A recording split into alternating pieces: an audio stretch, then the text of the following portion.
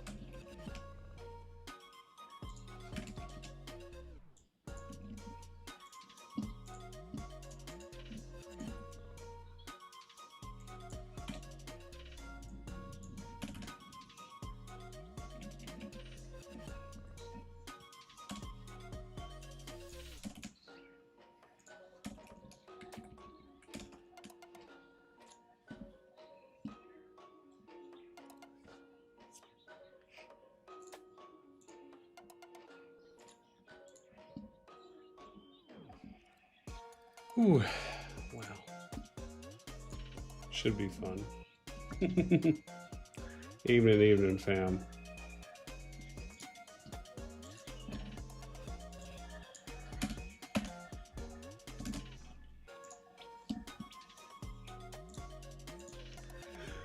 Soft Chart, what's up? Welcome. Yo, yo.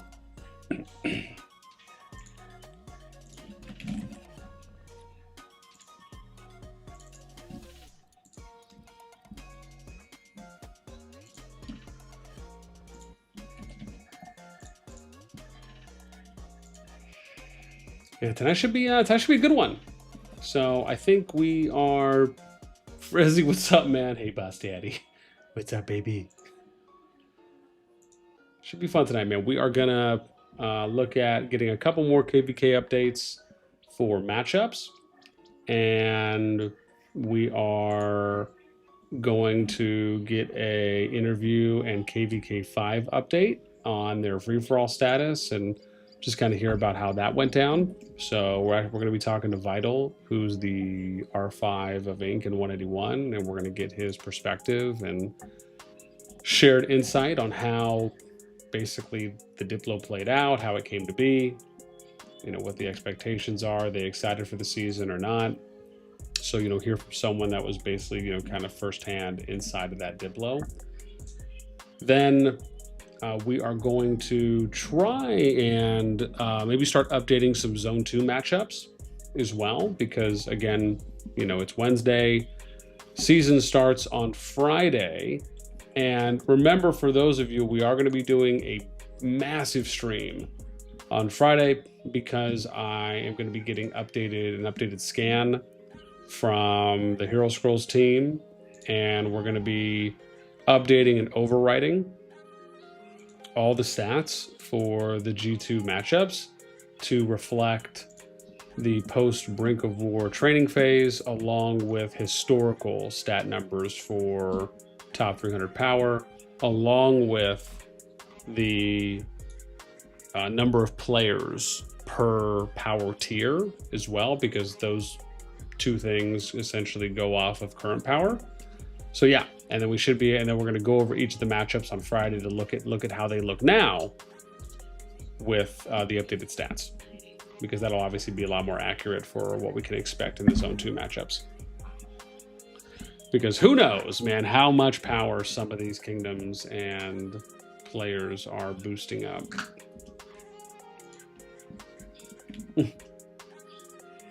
Liana, what's up? Oh, look, people I know. Always nice when there's some friendly faces, absolutely. But yeah, we'll get Vital in here in a little bit. I'm going to go through some of these matchups because I'm pretty sure we're all set for the most part. The only ones, I mean, at least the top 6, I think top 6 or 7, we have pretty locked in. Excuse me. I'm going to just do a quick glance over that because I just want to make sure that we are up to date because, again, I want to try and put a matchup update video out. Something that I think will just kind of help out a bit because I just don't know if we've had the opportunity to do that yet. So that obviously would be great to be able to do.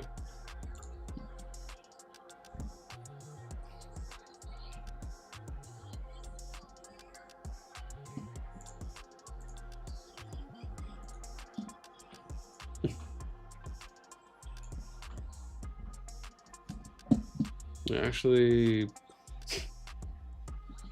don't even know which way we did. Yeah, I guess we'll go Ooh, I guess I have to update that too. Yeah, that'd be nice.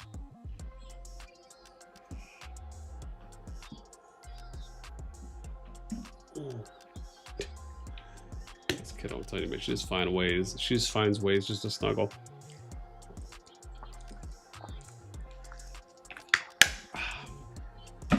Always good. Always good. Get some nice agua.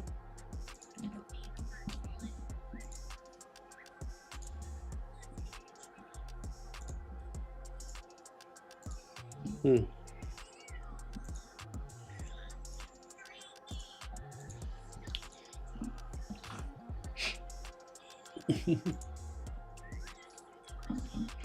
you, man, getting those late nighters.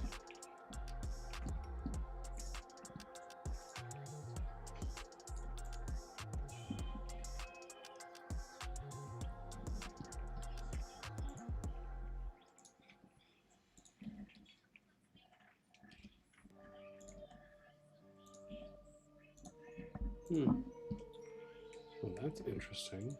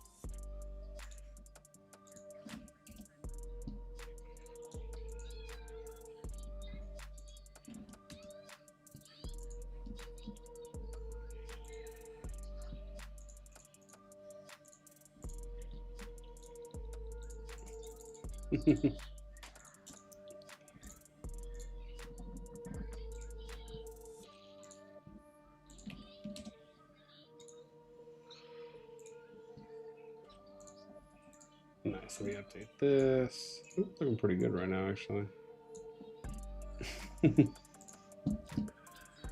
For 2, and then we'll do that.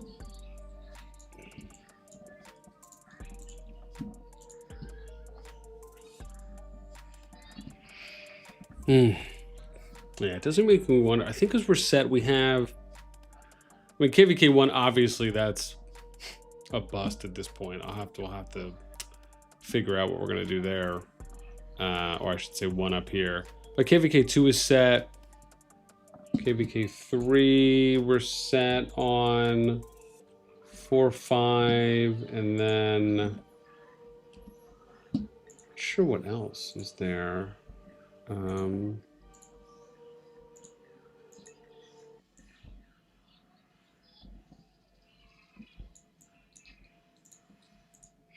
Yeah. Guapo, what's up? Did you know these people?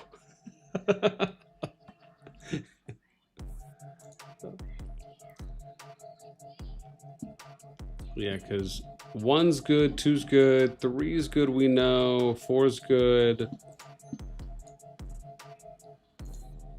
5's the FFA, and then we know KvK6 is basically the 4v1v1.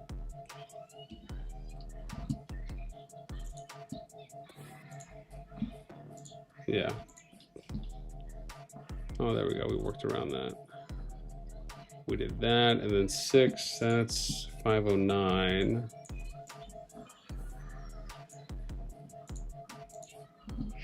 Freestyle, what's up, man? Waiting for the Vital interview. Yeah, we're gonna get Vital in a sec. Actually, I gotta message him just to kind of get him on standby. Let me do that real quick. Okay. Good to go whenever. Okay. All right, I just messaged him. Hopefully we'll be good to go here in a bit.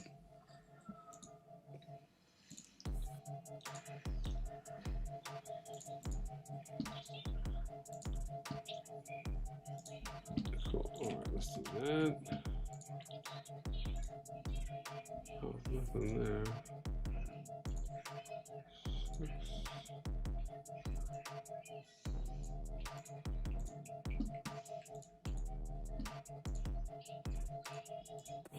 I wonder who else I have too when I'm thinking about it.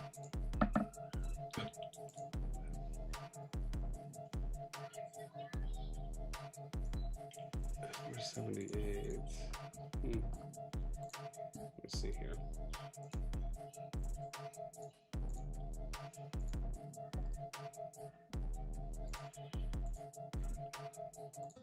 So 81.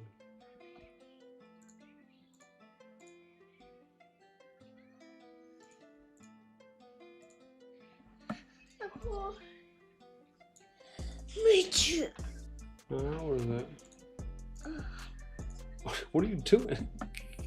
All right, we're just waiting to hear back from Vital, and then we'll see about going with him. If we do have to wait, then we will reach out to a couple other peeps. Actually, you know what we might do as well? Part of me wants to reach out to some other people in KvK1 just to hear their thoughts, see if we might be able to get some more people. Maybe we'll do that. We'll reach out real quick to see if anybody wants to kind of share their thoughts from some of the other kingdoms. And then we can start plugging in some Zone 2 matchups. Maybe I'll take a look at KvK7 too as well, just to see if we might be able to figure those out for some of the other KvK matchups, just kind of while we're waiting. So Pride, what's up, man? Welcome.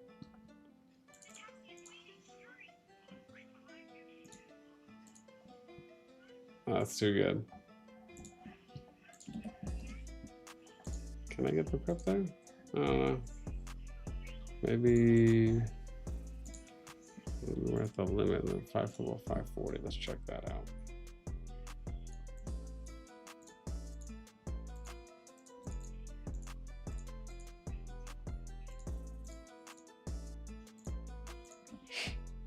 Daughter, what's up, man? Welcome.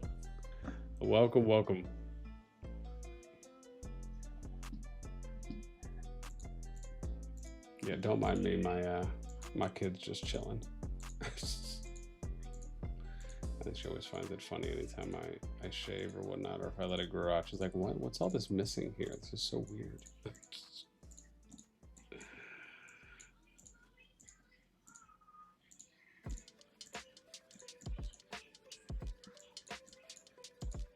Okay, so yeah, still waiting to hear back from Vital. I'm sure we'll hear from him shortly. And then let's see.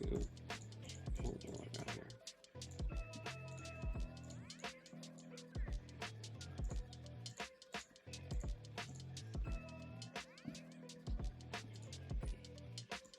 Cool. Okay, I think he just hit me up. Yep. Okay, cool. Here we go. Okie dokie. Calling you in a sec. All right, we're about to bring Vital in.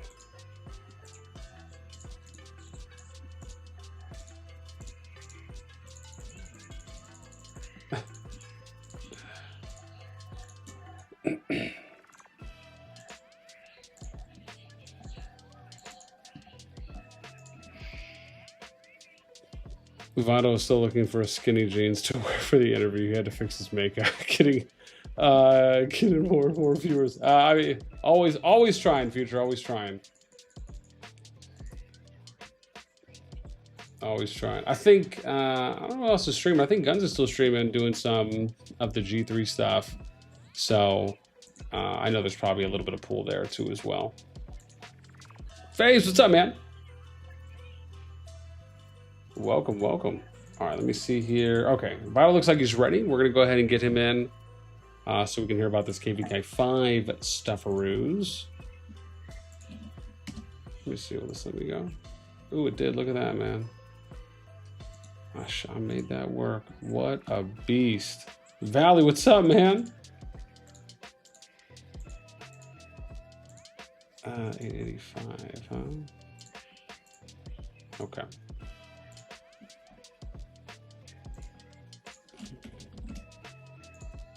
All right, let me go ahead and give Vital a call.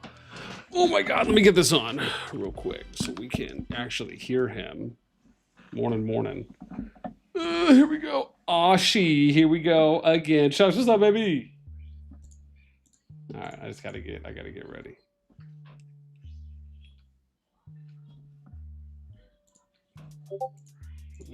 Okay, let me go ahead and give Vital a shout here. Where's he at? Okay, all right, we're giving Vital a call. Here we go. What mic stuff on? Are we good? Yo. Vital, what's up, bro? How's it going, man? Going good. Oh man, let me turn you up a bit. All right, I think that's good now. Oh man, it's been a minute. Yeah, I think the last time we talked was what was the interview on? I don't even remember. But yeah, it's been a while. Yeah. Oh my gosh. Man, so you've I mean, listen, you've been around the block a little bit here. I mean, I obviously still remember when you were, I think it was what, A2G, if that's right? Yeah, so I was actually looking it up. I was talking to Mika in CoD General yesterday, and we were talking about old seasons back, like, at the start of the game. And I was looking up our oldest video on your channel is from, I think it might be 3 years ago, or 2 or 3 years ago. Okay. But it's the BDPS versus LTS fight back in like the first season. So it's been that long. Jeez. Man, I mean, that was a minute. Liana, what's up? Yeah, gosh. Well, okay. So obviously for some of the new folks here, give us a quick intro rundown, who you are, where you played, and then your current kingdom and kind of what you're doing there. Yeah, so we are Inc. currently. It's in 181.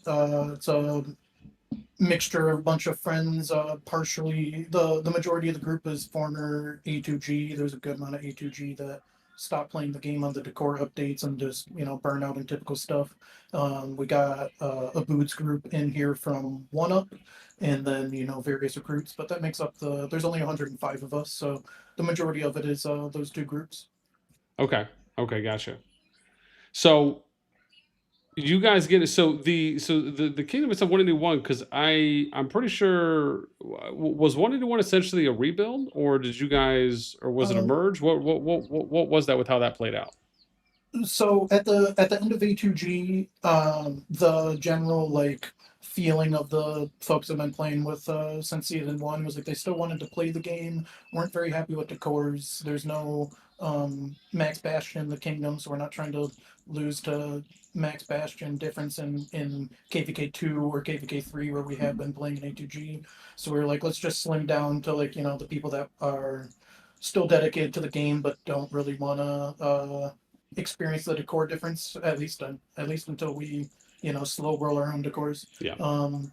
So that was kind of the first talk. So when we moved, the idea was that we were going to be a top B kingdom. When I say B, B off of the old grading, right? Because the new grading B is now like a 9 billion power alliance in the most recent AB season. So yeah, the idea was to be a top B. That of course we end up being a 17 bill or 15 bill A.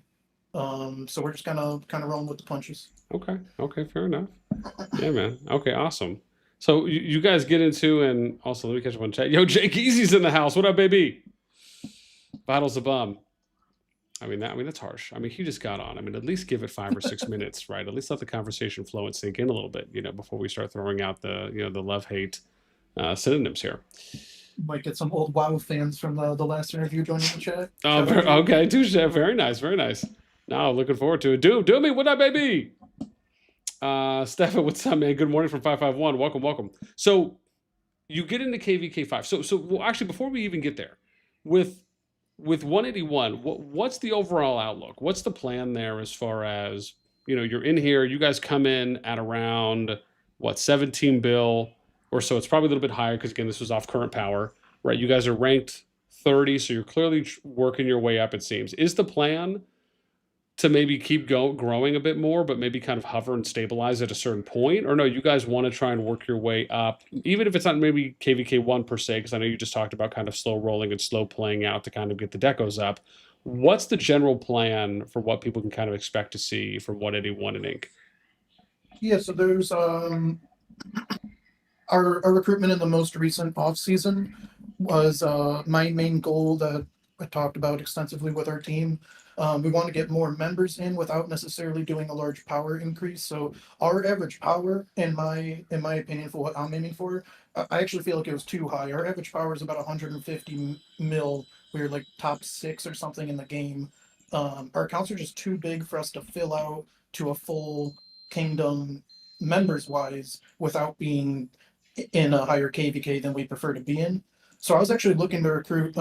We still want some activity and dedicated players, but our goal is to recruit between like 120 and 90 mil players because we're looking to fill out members from our bulk in the field without necessarily making a large power jump. So our goal isn't to rush right back into anything. I kicked 10 players and recruited 15, so that kind of speaks on what we're trying to do over here. Okay. Okay, gotcha. So as far as where you all ideally see yourselves, where at the moment, kind of end goal wise, like, do you see yourself kind of eventually working your way up to a KvK2, a KvK3? Is that kind of the expectation? Or you're fine just kind of slow playing it, just kind of filtering out any dead weight, obviously, over the season, just kind of trickling, getting some people in, but maybe not taking any huge risks as far as, like a massive migration into the kingdom? Yeah, we're definitely slow playing it. I've seen many kingdoms as well as my own mistakes I've learned from in the past due to large of a recruitment and that either not turn out the way they thought or affect the culture within the alliance, whatever it may be.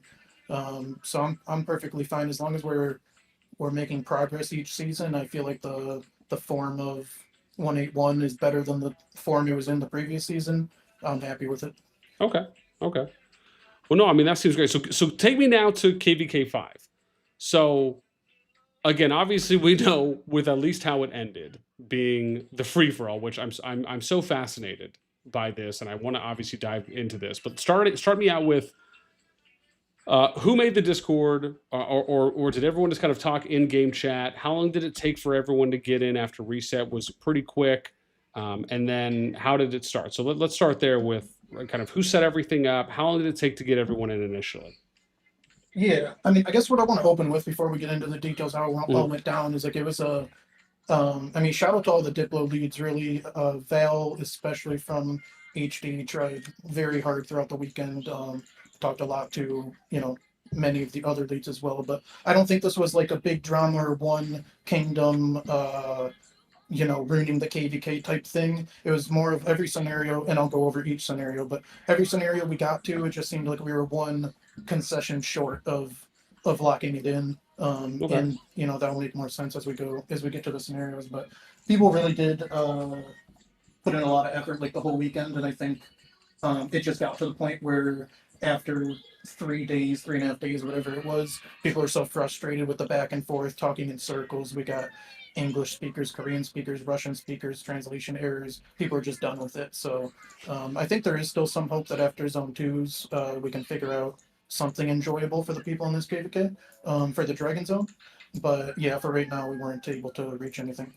But do you want me to just start from the top in order, like how things went down? Sure, please, please, please, please. Okay. Yeah, I mean, I'm sure I'll have some So questions along the way, but go ahead. Yeah. yeah, so I think the number one thing to look at even before we get into the Diplo is like the devs straight up put ink in the wrong KvK.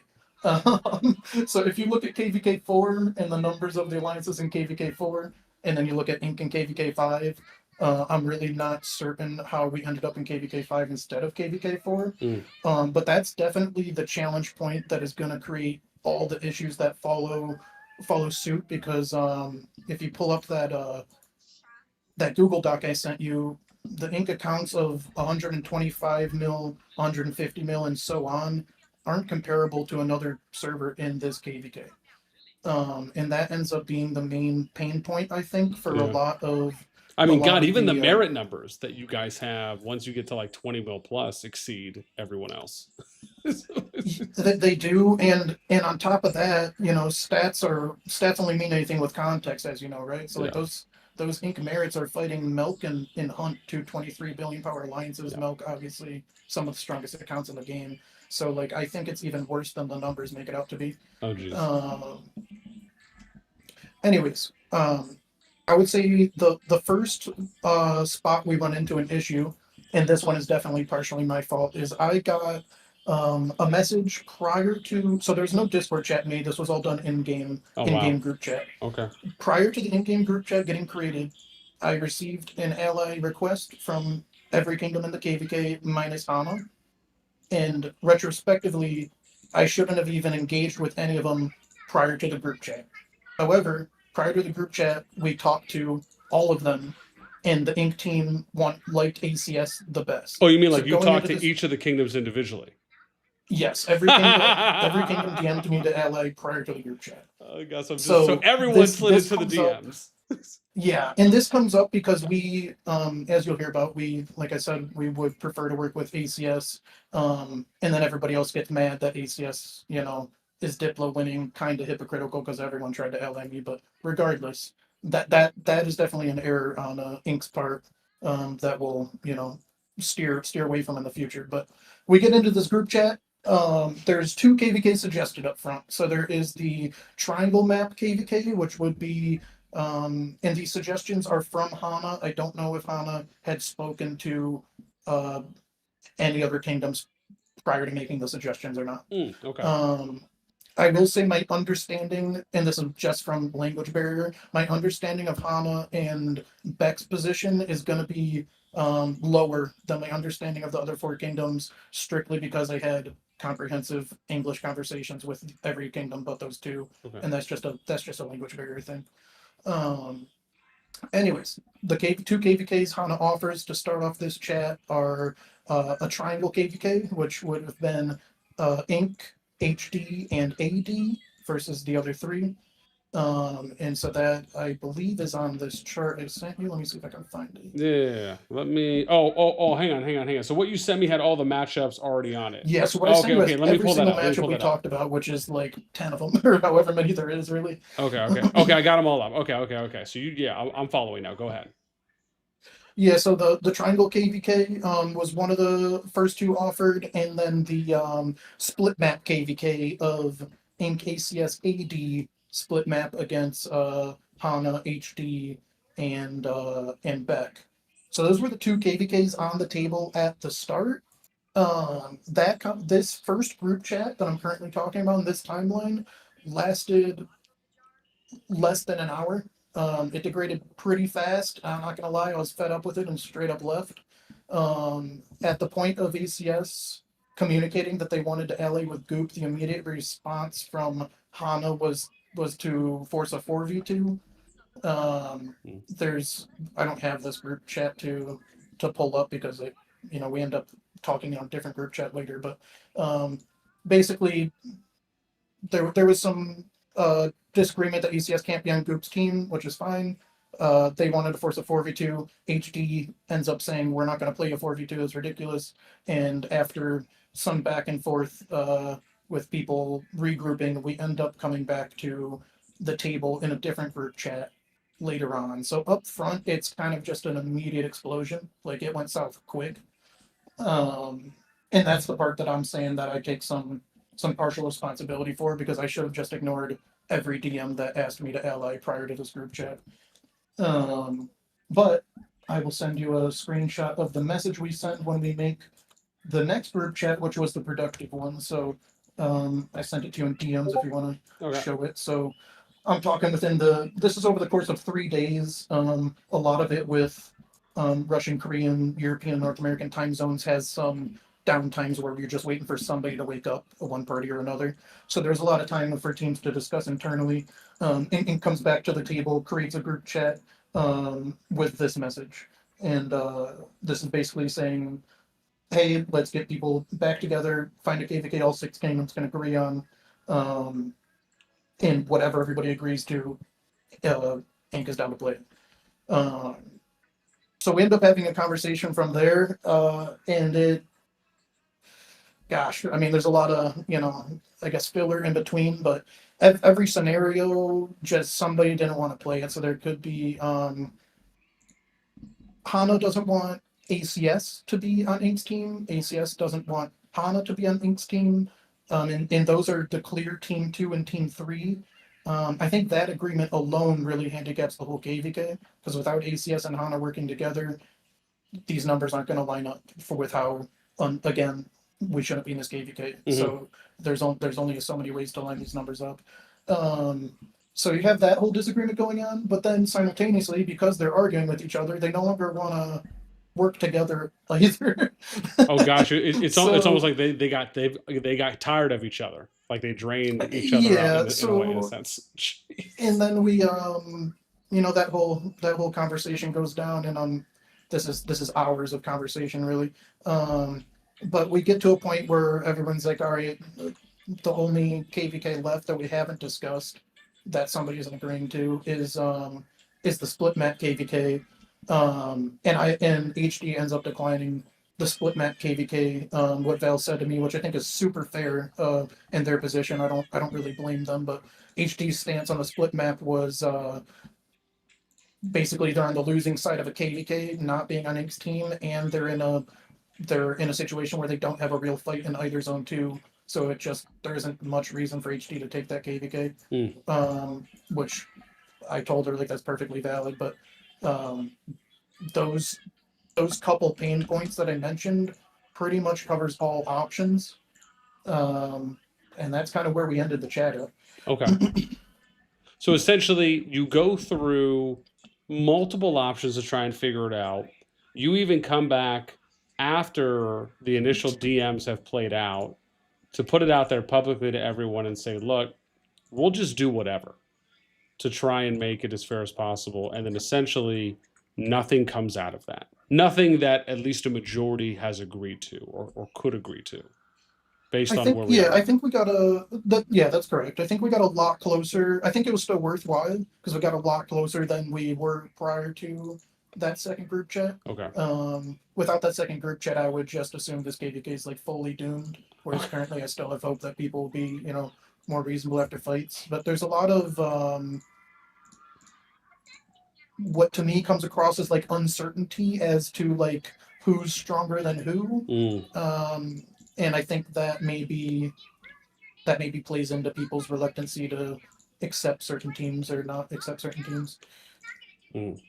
Would you say, and again, I feel like a part of me is going to talk about this at a later point, but I almost feel a little bit like a massive part of the challenge here is that when you're trying to figure out the Diplo, you almost feel kind of handicapped in a sense based on the season you're playing, and more importantly, the map design and the pass opening. I don't want to say tiers, but I guess timings. I'll say, and then obviously the ability to kind of choose your starting zone. I mean, do you think based on how your KvK5 played out, if, for example, the way they did it was where they allowed for you to basically do your Diplo and then everyone could choose their starting zone, do you think that would have played out differently as though it maybe would have helped? Or no, it really wouldn't have made a difference at that point? I think in the sense of the split map KvK, so the HD example I was giving, the one scenario HD does not want to play. I think if we're able to choose our starting zones, you have the potential where a different kingdom is maybe okay with being the middle kingdom, and HD can not be a middle kingdom, and then maybe that KvK works out. So I think there's some scenarios that do get solved by being able to pick your zone one. Okay. And the second thing I have to ask, because again, I ask everyone this, was there any conversation or discussion about just, not zone locking anyone? At least temporarily, of course, as we usually say, until you either make it to the FZ and then you fight it out there and you either get naturally pushed through your level 5 pass into your zone 3, or if everyone's still fighting it out after 2, 3, 4, 5 days, whatever it's agreed upon, then you can just go and fight all over the map. Was there any discussion or thought brought up about that to maybe just curve the fear for many kingdoms that would have on feeling like, okay, well, we don't want to get ostracized because we're kind of stuck in the middle, which we know is some kingdoms' fears? That's definitely a conversation I had in DMs in the period before the group chat was made with other kingdoms that were worried about that. But I don't think the group chat ever made it to that point of discussion. Oh, I see. But some of the kingdoms that would end up surrounded that are on paper, lower numbers, that's, not how they would want their season to go. So I think that was definitely on people's minds, but I don't think the collective ever made it to the point of that being on the table. Jeez. Gosh. I mean, the thing that almost sucks for you, I guess, in your situation, if I compare you guys against KvK1, it almost just feels like you guys would have been happy just to make it that far. Just to make it to the point of, okay, we agreed on the matchups, but then things devolved, right? Like, you guys were just trying to get there. You were literally trying to get to essentially step 2 in, your 5-10 step process. Like, you guys were basically chilling at step 1 the entire time and couldn't even get to step 2. Yeah, it just, when you have, and again, that's why I don't want to blame any one kingdom, because when you have this lopsided of a matchmaking, like, it almost feels like you have to find 3 kingdoms volunteering to lose. And that's not coming from an ego place. Just look at the numbers, like, it's ridiculous. Like, these kingdoms, like, 150 mils, Inc is 36, and everyone else is 15. Like, it really is ridiculous. So it puts us in, like, a really awkward spot where we're, like, I don't know, overpowered villain, but, like, we just got assigned here. Like, we didn't do nothing. So, yeah, it's unfortunate. I think, yeah. Yeah, man. I mean, it's a bit wild. So, based on where things are at now, has there been any attempt for any kind of continued or resurged conversation to start again, as far as, or do you think it's going to be one of those things where, you know what, it's going to play out in FFA for now, but once Zone 2 concludes, there's maybe a chance people will come back to it? Because we've seen that happen before too as well. Not that we see free-for-alls happen too often, but I've seen a couple where it has played out like that, whether it's like, okay, hey, look, man, everyone got there, everyone's wind has left the sails. Everyone got out what they needed to kind of get out initially. And now let's kind of come back to the table and talk about how we're going to play the Zone 3 out, just because the Zone 3 obviously has greater implications for anyone that could potentially get zone locked. I mean, do you think there's maybe an opportunity or a chance for that to happen? Or has there been any kind of inkling or any kind of tease or nudges going in that direction? Or no, it just feels like, who knows what's going to happen? It's just going to be an FFA potentially all the way to the FZ. So I'm opening up the game right now for the chat. So after my message that says basically declares that a failed dippo, this has been concluded, and everyone says thanks for your patience and participation. Good luck. There is a couple comments from it looks like AD's Diplo representative says free for all it is after Zone 2. Maybe we can circle back. Good luck, everyone. And there's a much more set after that. So I think there's a possibility of it. I sure hope it happens, because the Dragon Zone's going to be boring with a free for all. Free for alls are fake, right? Like, you've been around since the Rise of Kingdoms as well as me. I'm pretty sure you're around for Rise of Kingdoms, right? Oh, yeah. Yeah, so there's, as well as me, like, free-for-alls aren't real. What a free-for-all means is we're going to re-diplo later, or we're going to backdoor diplo. Like, those are the 2 options. Nobody's actually free-for-alling. Everybody knows that. It's been 7 years, so it's just never happened in, like, however many years it's been. So yeah, I hope it is a regathering of the diplo representatives in a 3v3 that we come to. But I've played this game for 17 seasons, so we'll be prepared for whatever direction that may take. Okay. So as far as let me ask you this: as for best case scenario, like what do you think at this point? What do you think at this point would be best case scenario to salvage? Like in your eyes, what would you ideally like to see happen?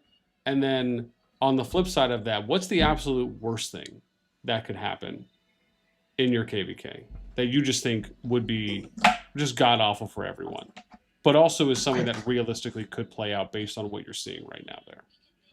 I think worst thing is a continued free for all because you just aren't going to see the bottom three kingdoms, maybe bottom two kingdoms in the Dragon Zone. They're not going to make it to Dragon Zone in a solo. So I think the worst would be if it just stays what we have right now. Best case scenario, the best KvK in my opinion is probably the actually let's look at the numbers. One sec. I mean, it's either the triangle or the split map. A big focus on this sheet, and you'll see that extra section that's added to the right. These are all from your website. But that extra section of the accounts at what power range, that was the biggest focus seemingly of what people wanted to balance off of. So if you go off of that, the least differential of large accounts, I believe, is the very top one, which is still a 40 account advantage in favor of Inc. of large accounts, and that's the smallest difference. So that would be Inc. ACS bet. If you're going off of trying to make equal amounts of 125 and 150 mils. And again, when I say equal, still a 40 account difference because of this matchmaking. Wow. It yeah, man, somewhat sucks to see, man. I mean, obviously your guys' situation is a bit different than the KvK1 with them kind of having the two mid-tier A's in there and, you know, having 7 instead of 6 kingdoms, but still to see, I mean, and again, I don't, yeah, like, so your, man, this is, I mean, you know what I'm seeing, you know what I really see when I look at something like this? I think to myself, you know what, if you had the opportunity to choose your starting zone, if you had the opportunity to do your div low beforehand, or what would you even say if, because again, I kind of like the idea of the system just auto choosing teams, just run it through the algorithm. You know, devs have access to more stats than we do publicly. And why not, once matchmaking gets locked in, they do all of the team setups for the groups. And then when Break of War starts, you just get to see what team you're on within that group. Part of me wants to see them do a season like that, where they run it and they choose the teams. And that was my understanding of what they were communicating Thunder Dragon's going to be. I don't know if I'm correct on that, but well, they said it's next season. I think people were saying it's going to be next season. At least from what I think Yami had said and someone else that had said that too as well. Because again, I read the same thing and I felt that was how it was going to play out as well, where they're saying that they're going to forego the team up phase. And so again, from what I'm understanding, and people are saying it's supposed to be, yeah. Oh yeah. Yami says it's SOS 5 that will get the auto teams. There we go. Yeah. So I think it's going to be. I think it's going to be next, right? Let me see. What are we on? So we're on ROTD is SOS 4, Many Blades SOS 3, Calling Courage SOS 1. Yeah. So it looks like next season. So it could be that Dragon Siege season or whatever the next KvK scenario is going to be. But yeah, it looks like when SOS 5 comes out. Yeah. And Yami might have told us that too. Thank you, Yami. Because I know they were talking about that. So again, I want to see how that's going to play out. But on top of that, what do you think about my idea that I've put out there? And I feel very strongly about this. And I could give 20 and a half shiitake mushrooms less on what anyone else feels. Like, I very much feel that this would be such a massive win. I really love the idea. And I'm going to make a case for this because I'm going to do a video on this where I really break down all the different kingdom gen pools and show people kind of what the ranges are in each of them and how all this isolation is actually hurting not only each of the gen pools, but the main gen pool too as well, being G2. I actually feel that we should just merge all the gen pools for Season of Strife. It should just be one KvK pool. You're preaching to the choir, man. I've been a big proponent of this in King's Chat. I've been Okay. in Glorious DMs. And I've correlated to many other games to try to give analogies to the devs. But the oldest, I know you were a Halo guy back in the day, but the Call of Yeah. Duties at that same time, there was a big topic on the OG Call of Duties that there was too many game modes, capture the flag, hardpoint, whatever it may be, Yeah. team deathmatch. There's too many game modes splitting the onlines at any various times. And in the newer Call of Duties, they end up, I don't know if you remember, like Modern Warfare 2, there's like 18 options of a game mode to play. They end up narrowing it down to like 8 or something in newer Yeah. Call of Duties, right? I was kind of explaining it in that same vein, where it's like you have this, um, you know, not the largest player base, and we're splitting them up between G1 that by G2 Yeah. PvP standards is dead, G3 that my understanding, I mean, I'm good friends with Lev, which I'm pretty sure is like one of the stronger lances in G3, and he's just there temporarily. And like, yeah, there's not a whole lot of G3 either. Like, I just don't understand why they don't have their kingdoms in one spot. Like, we don't need. We're already splitting up the KvKs by statistics, and then on top of that, we're splitting them up by timelines that were used for an era of COD that we're no longer in. It just makes no sense to me. Yeah. And you know what it is to me? This is the thing, is that they've already set precedent for this. If you recall, when they originally introduced Roots of War, and they had all the different days and time zones per day, and if you remember, they've already done a filtering down of the amount of time slots per day that are offered. They've already done one change. So in the game's own eyes, the devs have already set precedent for doing this. They've just done it on the row side. Yeah, the Rosa, I mean, a similar thing because again, you're already splitting it to small sections by the matchmaking itself. So like uh, one of our ink teams matched against YOO, I think 3 or 4 times in a row in Roots of War recently. I know in the past when we were playing like a 14 UTC time slot, I matched WAO like 4 times in a row as well. So it's like there's only when you split. That's a perfect example of the generations, the row time slots. It's like there's only so many teams that can only match within a certain power Mm-hmm. ranking range, and then you're splitting them at, Saturday and Sunday at 5 different time zones. It's just, it's a recipe for failure. Yeah. And my thing is that one of the biggest complaints about this, like this is the direct answer. The complaints that were coming in back when there was so many row times was because people were also saying that they were getting imbalanced matchups. They were fighting the same people over and over again. I mean, I can't even tell you how many times I saw people post screenshots of saying, like, what the F? Why am I getting matched up with someone who's like 100 ranks higher than me? And part of that was because there was too many row slots, too many row time slots to choose from across the days. And when you give people so many options to choose, and most people will ideally go with the ones that are most convenient for them, all you're doing is just segregating the pool. If you have 10 time slots spread across a Friday, Saturday, and Sunday, and like let's say you had 2 on a Friday, 4 on a Saturday, Sunday, and you got, 500 teams that are signing up.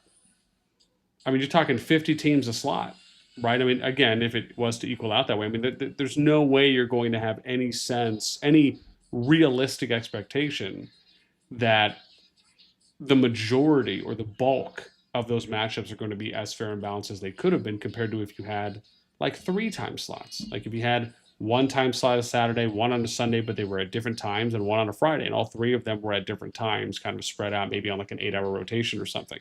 Or better yet, what you could do as well is you can poll the row teams.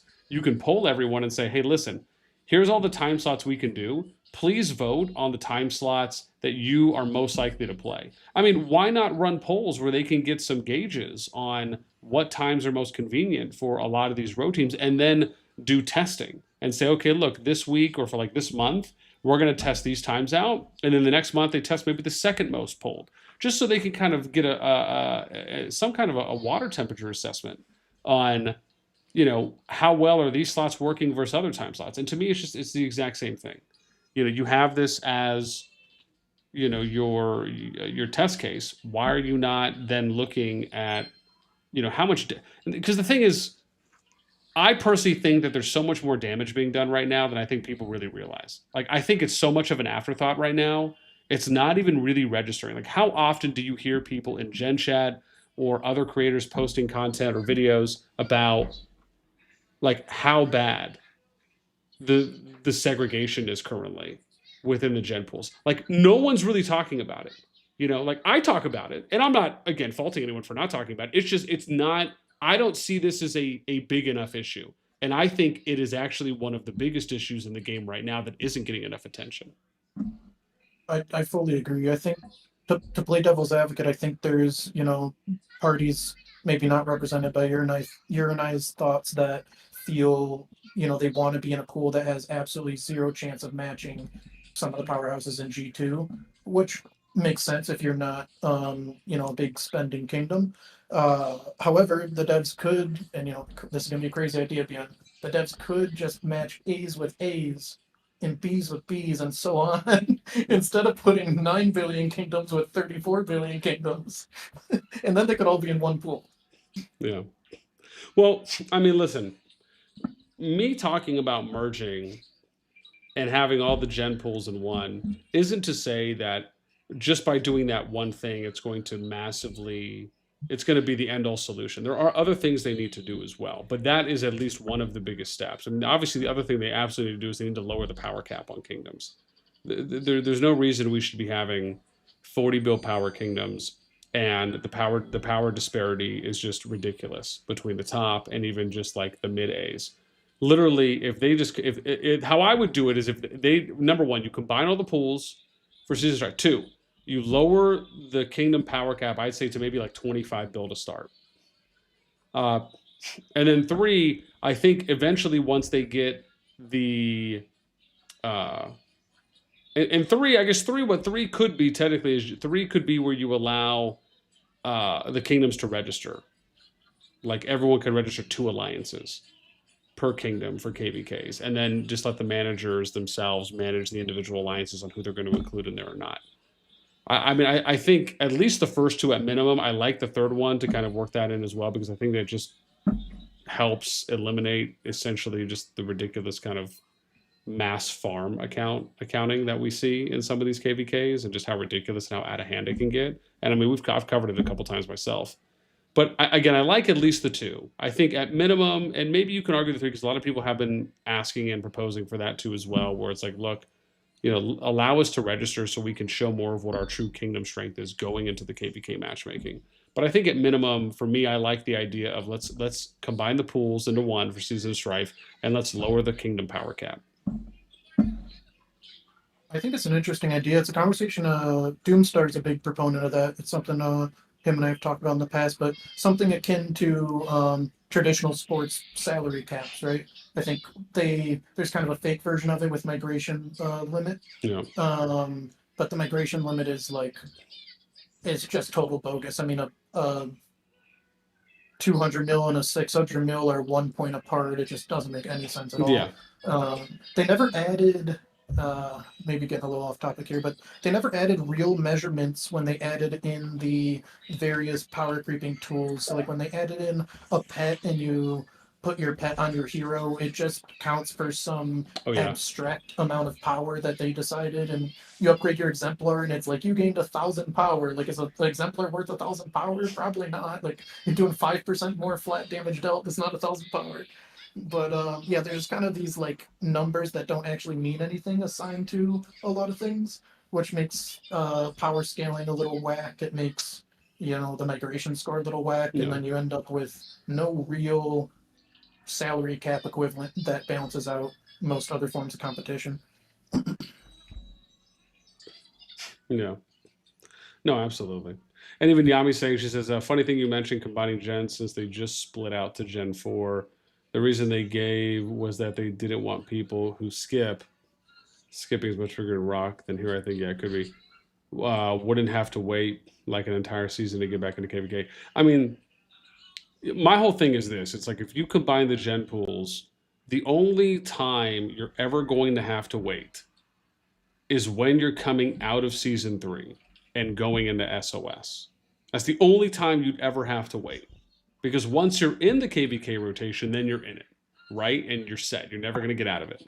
And to me, that is more than enough, I think, of a very small sacrifice. Because you also have to keep in mind that it's not going to be like that for every kingdom, right? You could even do it where you align, where you have the thing set up potentially to time it out, where there only is a small delay between coming out of season 3 and then going into the SOS pool. And worst case, what, you're waiting a month, what, 4 or 5 weeks? I mean, literally, at the most. And then, at that point, it's like, okay, I mean, you wait that amount of time. Maybe you give kingdoms some additional prep stuff, some additional home kingdom events. Again, I imagine they can be creative and make it work.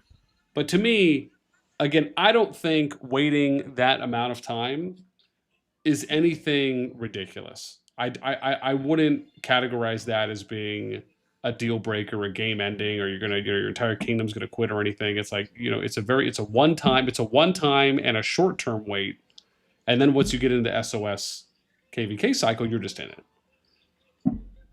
I think there's definitely solutions to the problem. I think the elephant in the room, if we're being realistic, is that we haven't seen the capability thus far from this team to implement changes of that magnitude. That's just the reality of it. Yeah. And I say that being someone who was a part of King Q&A 1, where we talked about X topic, and on King Q&A 12, X topic's still there. And by the way, the time span of that is about 500 days apart. And so when you see that on the back end, it's like, well, we have these smaller issues that aren't able to implement change in 500 days, and we're still talking about them. I just don't see how you can expect that same element to implement larger changes like we're discussing right now. Yeah. No, absolutely. And I mean, I think Yami has a good point, right? She's saying, I think honestly, we just need more decent services. Matchmaking style is meant for 800 servers like Rock has, and it just doesn't work for us. And I mean, the thing is that it's easier now for Rock. Like, they've gone through a lot more of those pain points to where they have thousands of kingdoms. COD doesn't have that right now. And I think there is some truth in what Yami's saying, because you have to think about the psychological mentality of players that are coming over from Rock to COD, or people that have previous Kingdom Builder experience.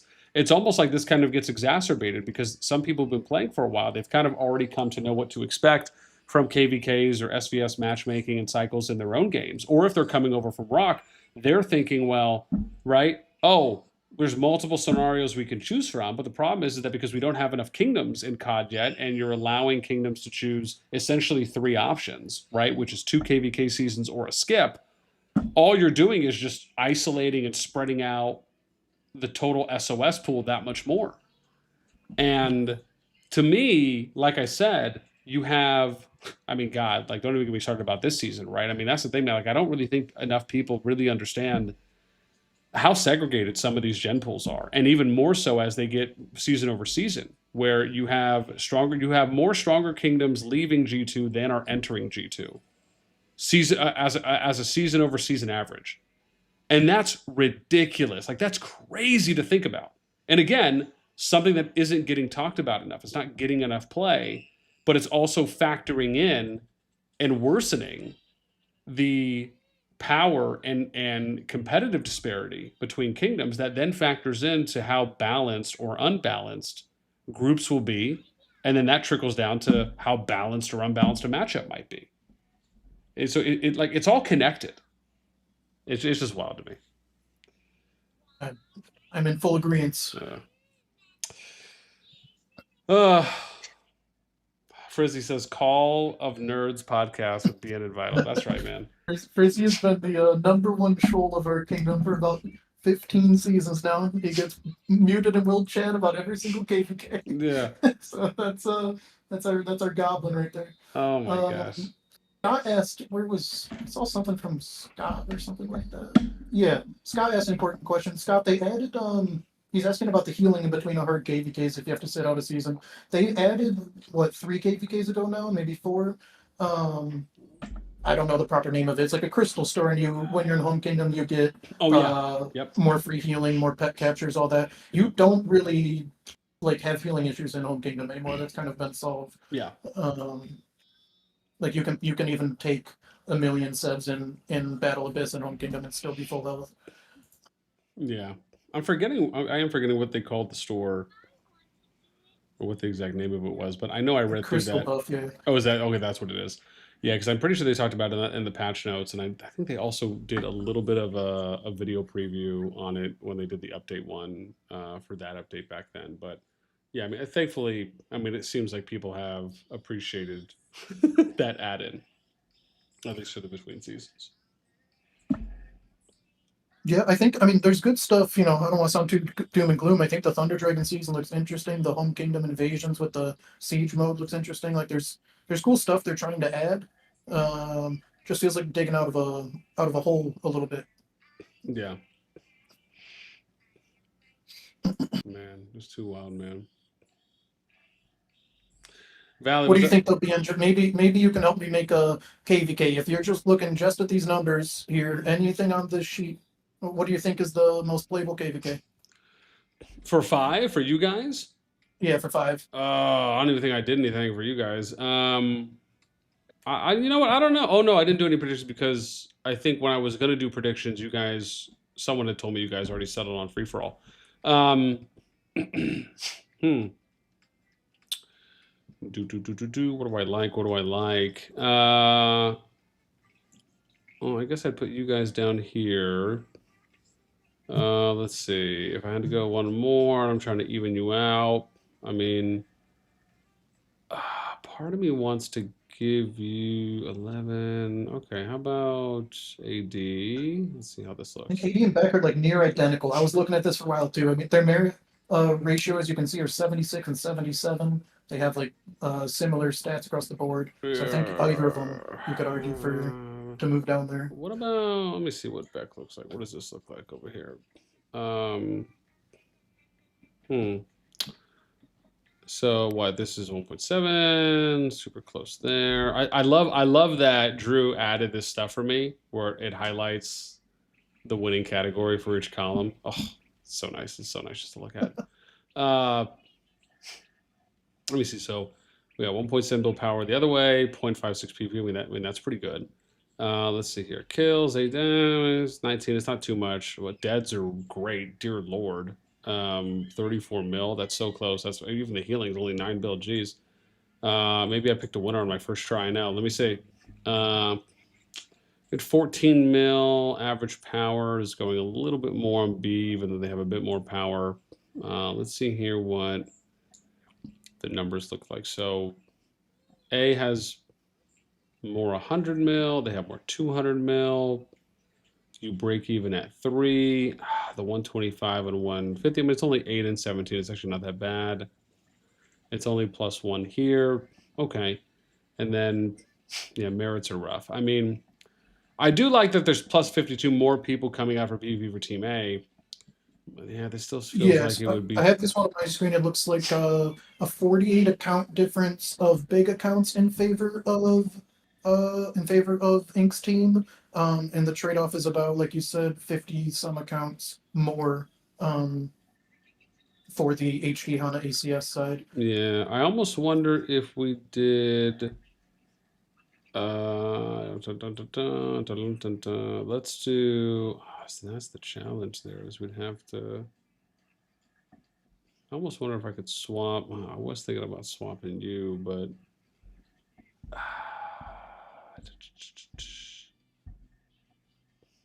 Oh, what if we did? Put it back. Let me see here. Let's try this.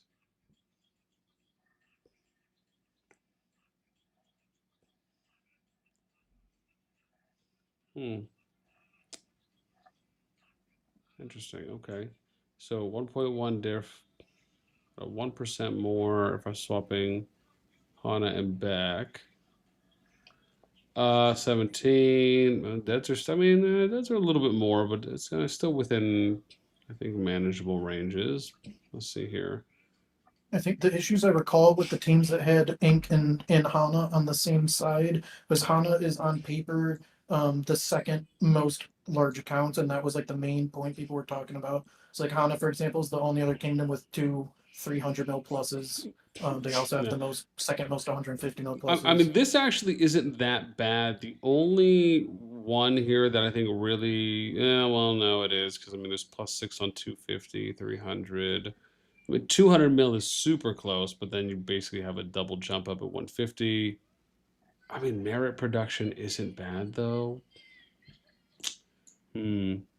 Yeah, that's interesting to kind of figure that one out. I mean, let's see. What else? What else would I do here? Yeah, I guess the Hannah thing feels like, because I was thinking you could do you guys Hannah and then whoever the lowest power is and maybe lowest PvP, but the challenge there is that it doesn't seem like that quite played out how I imagined. So I wonder if, what if I swap you with AC? What does that do for me? How does that look? Go back. So for this one, we're really good on power. Teammate, you'd have a 2% additional, better kills, not better deads, a little bit better heals, but again, those margins are still pretty small. 8 mil average power goes top, so I mean, it's a little bit, but this is nice. So everything up to 125 would go. Oh wow, this actually isn't that bad. Uh,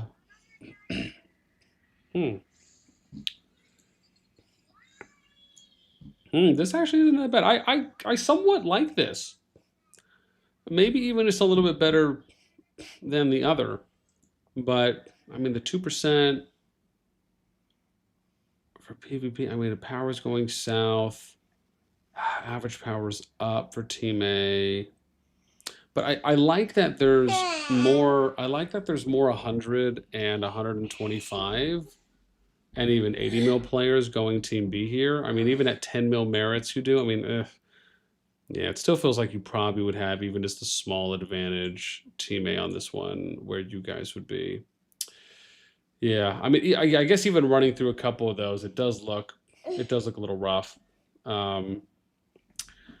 Yeah, part of me feels like, man, that first matchup I put almost to me still feels like that might have been the best one with the smallest margins for Which these one was that? six. What was the 8 side for the first matchup?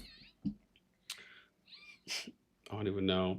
It was what was it? I think it was Beck, Goop, and 81.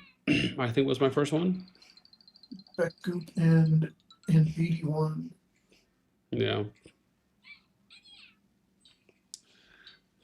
Yeah. Yeah, Scotty has a good point. It's not about it's not about the healing. It is more about the RSS needed for the next KvK. What happens to free to play folks when they can't get enough mana? No, absolutely. I mean, I mean, I get it, right? It's almost like saying, are you going to go through your mana storehouse? Are you going to go through all your mana reserves, right, and just blow everything on this current KvK, or are you going to have a cutoff point, that you stick with and you commit to and say, okay, well, I'm only going to use X number, or I'm only going to use X percentage of my reserves on this KvK because I know how much I'm going to be able to get. Like, I know how much mana I'll be able to gather. I know how much I'm going to get from when we're in Home Kingdom. I know how much I'll kind of get and gain throughout the KvK, the current KvK I'm in. Is that, Vital, when you guys are playing, is that something like that you think about? Like, you're not necessarily just going to blow every single reserve you have on the current KvK. You're always going to make sure that you have something for the next one. Yeah, that was. I mean, that topic is essentially what started one of the things that started the drama in the Inkwell ROG season, where we just were at a point where like this isn't where we blow our spending. And then in the previous season we had probably the closest KvK with the RFF ink against hunt milk. I mean, it was so close. RFF got first dragon capture, and then we end up losing the dragon at the end. So that was a season where it is worth uh, spending your stuff. But Yeah. there's disagreement. There's varying levels to that depending on what the standard is in your kingdom. Like we're more uh, medium spends. Like our guys are going to purchase some mana, but we're not going to purchase mana at the rate that KvK1's purchasing mana. Yeah. So I think it's up to the leadership to manage your people's abilities based off of what your kingdom is, and that definitely varies per kingdom. Yeah. No, absolutely. I mean, you know what it almost feels like? It feels like the approach is let's get a minimum amount, like whatever the point that you make sure you want to carry over. So if it's whatever, I don't know what it would be, what like in reserves, what, 1 million, 4 or 5 million mana. What would you say the average is like for the amount that you usually would want to have to carry over You're from? asking how much mana you want at the start of a new KvK? Yeah. I mean, it's very dependent on your account size. Like I want like 2 billion for my 450 mil account that's playing, Okay. you Okay. know, So infantry units the whole time. But So if you're whatever that is, playing, basically you want that to be your starting point, your minimum that you end with and or you have at the start of the next KVK. So what this basically means is that you're going into it with whatever I have above that is what I'm willing to use on, oh no, let me rephrase. I want you know to. what I mean? So You get what I'm for saying though. yeah. I would want to have 2 billion to spend Okay. to feel comfortable. But that's for how I play. Okay. Okay. And again, others might do it differently, but my point is you want that amount in reserves that you know you're going to be able to be able to carry over to the next KVK, which means that in the current KVK you're in, anything above that amount is what you're willing to spend on the current KVK and Right, you're willing to blow. right.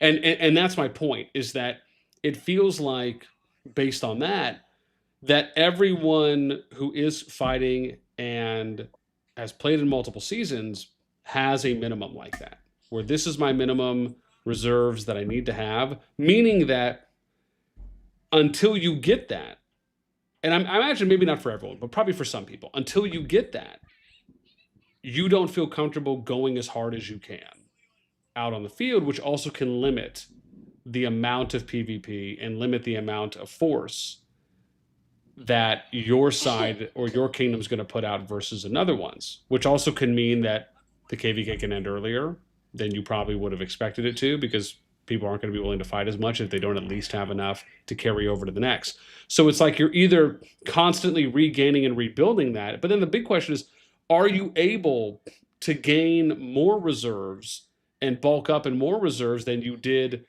in the current KvK in the next KvK, right? So like an example would be, I guess in this season you hit your minimum, but how are you able to get 500 million more reserves for the next KvK?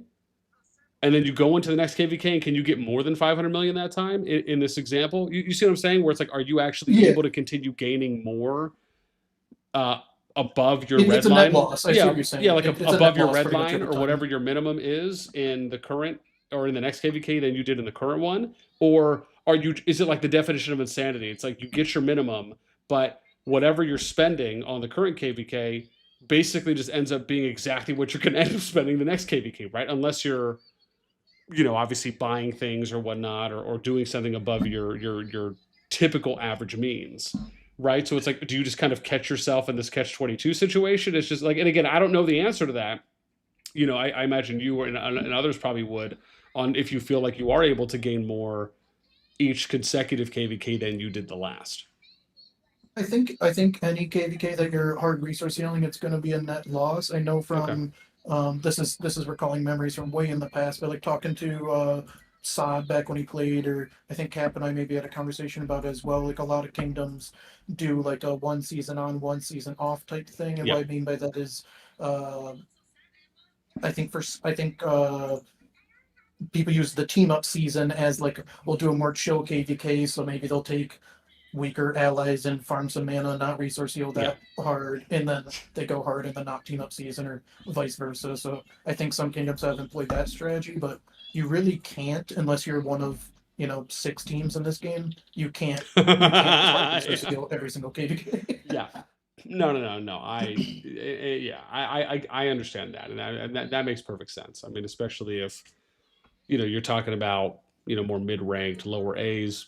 As you kind of continue going down the leaderboard, you would assume that also is going to have a kind of budgeting and a spending cap attachment to it, or whatever the current spending threshold is for those kingdoms. And as you continue to work your way up higher and higher, right, those are going to increase, or at least have higher caps and higher budgets for what they're going to be able to put in, and possibly have even more resources available. But yeah, I mean, I think that's such a great point though that Scott brought up, is that feels like that even ties into so much and directly relates to how much fighting you're going to have, the willingness to dip into your reserves, and then how much are you willing to dip into your reserves, how important is the season, how much is your leadership pushing it. I mean, there just seems like there are a lot of factors that go into it, at least aside from probably the personal player or the player's personal view themselves on how much do we want to push or not, and how much do we want to overinvest or not. Oh, yeah. It says the rest of us are scrubbed free-to-play potatoes. Yeah. Papa says $2 billion unless you dodge KvKs like Hannah, then you could have more. Oh my gosh, Kashuni, what's up? Mr. Lion, what's up? Hey, Goop Team. Apocalypse, what's up, man? I wish I had $2 billion at any point. I wish I had $2 billion at any point. Jeez. Oh my gosh. Frizzy says Vital forces us to buy mana or he beats us. I mean, I believe it. He sounds like he whips you guys for fun. Yeah, I mean, my head over here. There you go. Yeah, I mean, depends how much you spend in dollars. I've seen some mana plans people have made, and without money, you will always run negative. Yeah, I mean, there you go. Synthetic, what's up, man? Welcome. Uh-oh, Tony's here. What? We go hard almost every KvK, and we are mostly free-to-play team. Just got to be smart. This guy, mostly free-to-play. You can kick rocks. It's varying levels of going hard. I mean, Yeah. you can ask like Guns, for example, after his fight against NXW, like he went hard by his standard in that season and put up 100 million merits, and then he said like, I can't do that every season. Like Yeah. that's what we're talking about. It's like you can't. Everyone can go hard to their own standard, but like Yeah. when you put up, like I usually put up between like 50 something. Like I could go hard and put up 70, but I can't do it the season after. It just depends on what your normal is. Yeah, no, absolutely. And I mean, I almost wonder if that's just kind of a basic part of the game design, right? It's like they don't give you enough events, or maybe they don't give you enough. And I'm talking like non-spending, right? Like they don't either give you enough free ways to gain so much extra mana, right? Or a certain amount of mana, or give you a bunch of micro opportunities where you can invest a lot more time and you can gain more mana from that by doing that. Like there's like this kind of equalish trade-off, or a fair enough trade-off.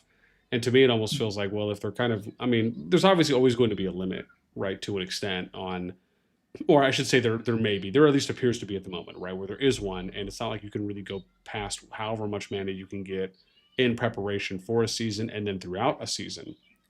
But yeah, man, I mean, it's like at that point, it almost just feels as though the idea, and maybe this is just common sense for some people out there, but to me, kind of just talking through it, it feels as though, well, if that's the game design by default, then the idea is basically, well, spend if you want the extra and you want to be able to keep fighting, which again, obviously goes into other aspects of it too as well, on being able to, train extra troops and buy other resources and buy permits to move them. And again, it's all connected, right? Is probably the over encompassing point. But I guess it almost depends on, if this is such a big issue to people, it almost feels like, and again, maybe this is just me, because the way I kind of view it is, it would be nice if the game gave, if like the game, you know what it's like? Have you seen that movie Ready Player One? Yeah, it's a great movie. Thank you. It is. Can't wait for Ready Player 2 to come out. It's one of my favorite movies of all time.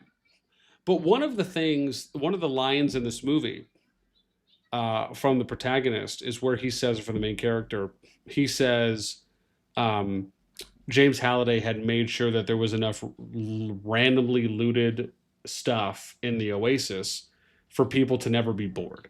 I'm paraphrasing, but essentially that was it, right? And the idea was that there's, right, if I make that comparison to COD, it would be to say, well, there's enough events in COD, there's enough things to do where if someone chose to play for 24 hours straight, they could do things for 24 hours straight.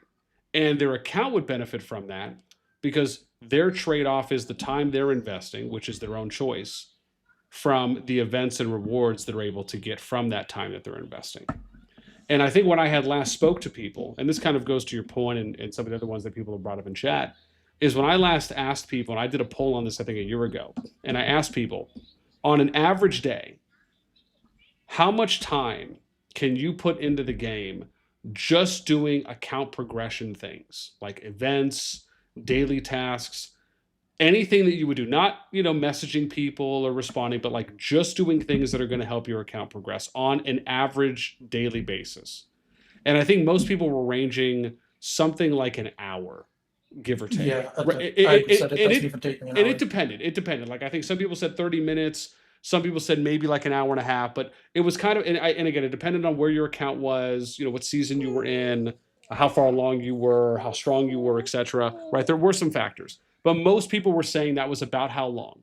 And to me, my view on that is that's just ridiculous. Like I think that is just not ridiculous as like, how dare the devs do that, but ridiculous in the amount of time that you can be on to actually do things that are going to help your account progress. My whole thing, and it's wild because when I initially started talking about this and I told people about this, and I came out and I said, my view on it was I want to see enough things in the game where someone could be online for like 10 to 12 hours and actually gain and find benefits from that and progress their account from that.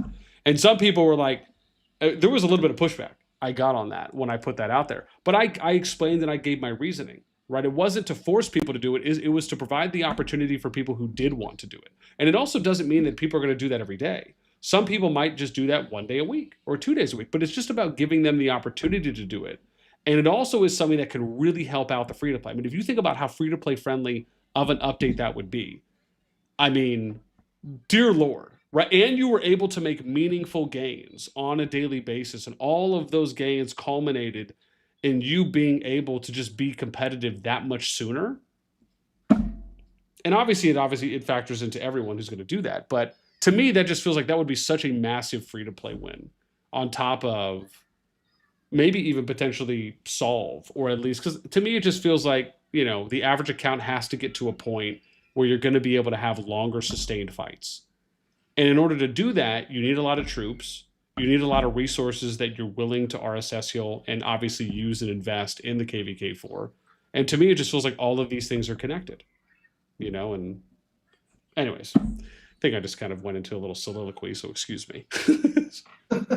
No, I mean, I agree. It would be nice to have it. It's missing the other MMOs equivalent of, going out and grinding mobs, a wolf camp or whatever, just something to do to progress yourself while you're, half paying attention, like just something to grind. Absolutely. I mean, let me give you a good example. For those people that have played Pokemon out there, this is the perfect example. When I used to play Pokemon or these like RPG games, right, which kind of goes into your whole thing about like grinding low mobs, right? It's like you when you're leveling up, and if you come up to an area that is too strong for you, what do? Well, you go to the second strongest area that you were just at, and you just grind those monsters, and you do those Pokemon battles and fights and those PvE scenarios as much as you can until you can level up your Pokemon enough to where they're strong enough or are way stronger, and then you go to the next area that you can actually do, right? And I mean, to me, it's like that's what I'm talking about. Like imagine if you're playing Pokemon and you could only PvE once you got to a zone that was too strong for you, and you could only go in PvE for like an hour.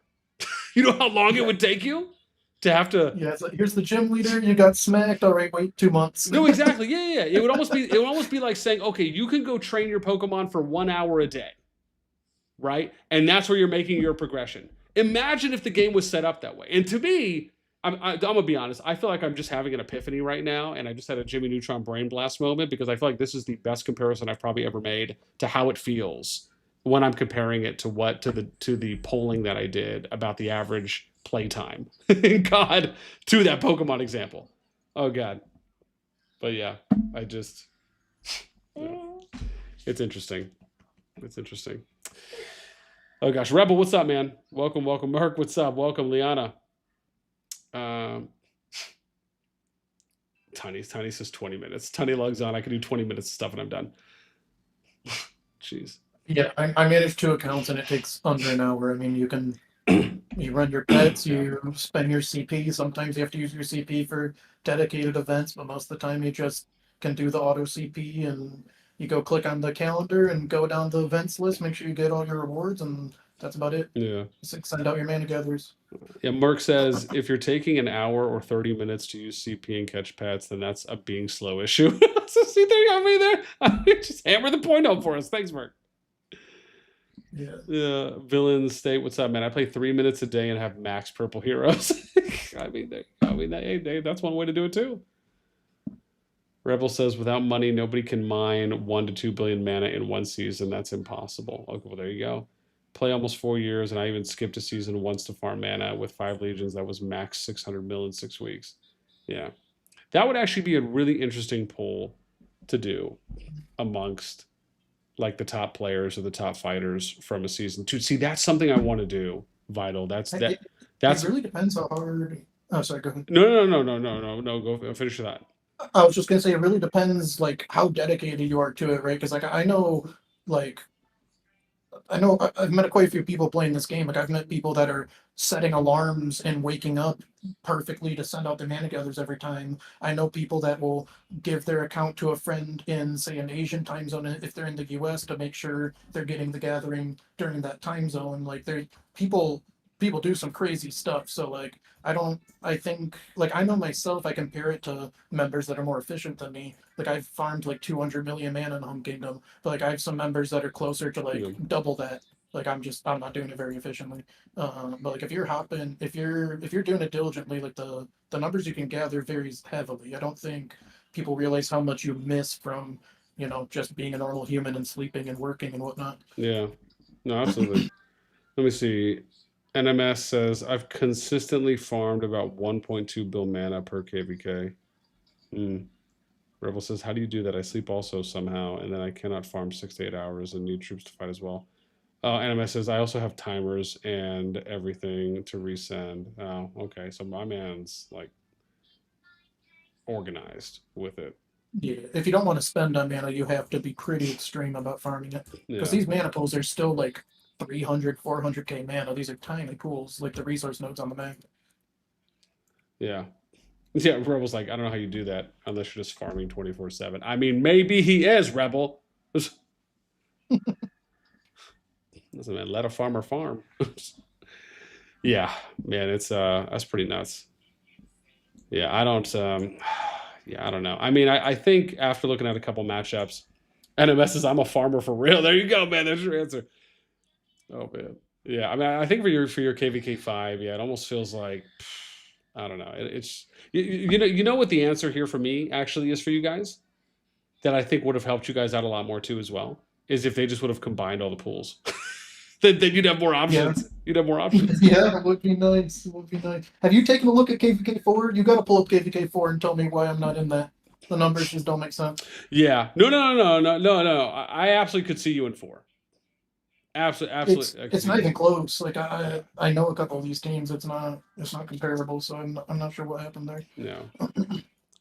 Yeah, man, that's pretty nuts. Oh, geez. Yeah, I need to let me see. Has my lady messaged me yet? Oh, hang on. I think she did. Let me see what I got here. Hang on, sweetie. Let me see what mommy said. From the reminder, okay. Nope, we haven't messaged. We haven't heard from her, so that means she is still cutting tile. Oh, jeez. Well, I'm gonna be honest, man. I need to start working on some of these. Start working on some of these Zone 2 matchups. Jeez, that's my next thing I really need to start doing. Well, I hope we have a Zone 2 mashup over here. Yeah. Otherwise, I'll be watching the TFS NXW showdown rematch. Yeah. Man, that should be somewhat interesting. I wonder if. Well, that's the whole KvK right now, as far as I'm Yeah. hearing. Right. Yeah. I mean, man, you are not wrong. Let me see real quick what they have on this. So if I go, where are they? It's 88, right? Yeah. So. Oh, I forgot. I can't view theirs yet. Let me see. Because I'm pretty sure. Hi, what's up, Haji?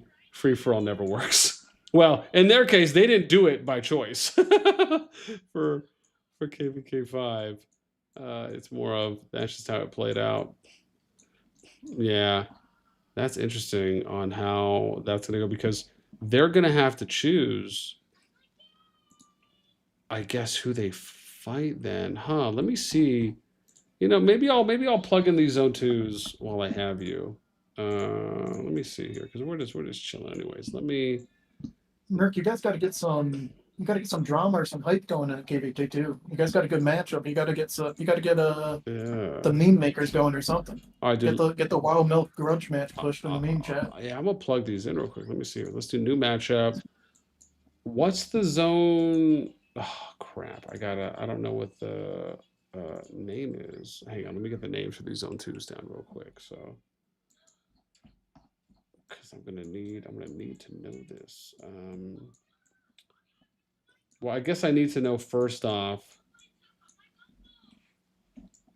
I guess I need to know first off where that fight is gonna happen. So, if it's, let me go back to the start. So, well, I guess it doesn't really matter because YSS is doing it. So what does that mean? YSS is going to fight. No, they're not going to fight From what NTS. I'm hearing, it's YSS NTS and then FS versus NXW, and then MFD is having a Zone 1 for fun battle with Hunt, and YSS is doing nothing. That's what I'm hearing. Yeah, I mean that's the thing because to me it feels like NTS. Well, yeah, NTS would fight WB, TFS would fight NXW, and then YSS, MFD, and Hunter chilling. Is what it looks like is going to happen to me, which just means 357 is going to get diddly squat if that's how they play that out. Yeah, they're going to go after somebody, so like somebody's just going to get griefed basically by the free for all declaration, but that's how it works out, I guess. Interesting. Okay. So if that's the case, I need to figure out what the zone 2 is. I can plug this in right now. Let me figure out what the zone 2 is on here. So it's, let me do it like this so I can actually see real quick. This will help me out a lot. Let's do it like this.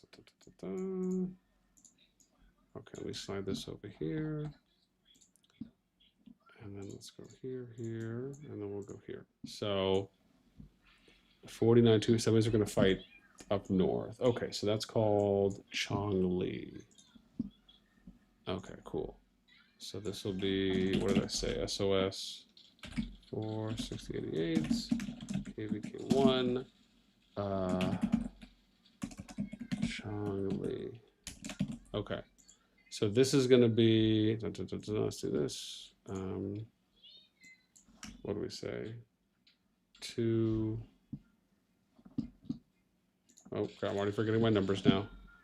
49 and 249. Okay, good. So we can do 249 and 49. Cool.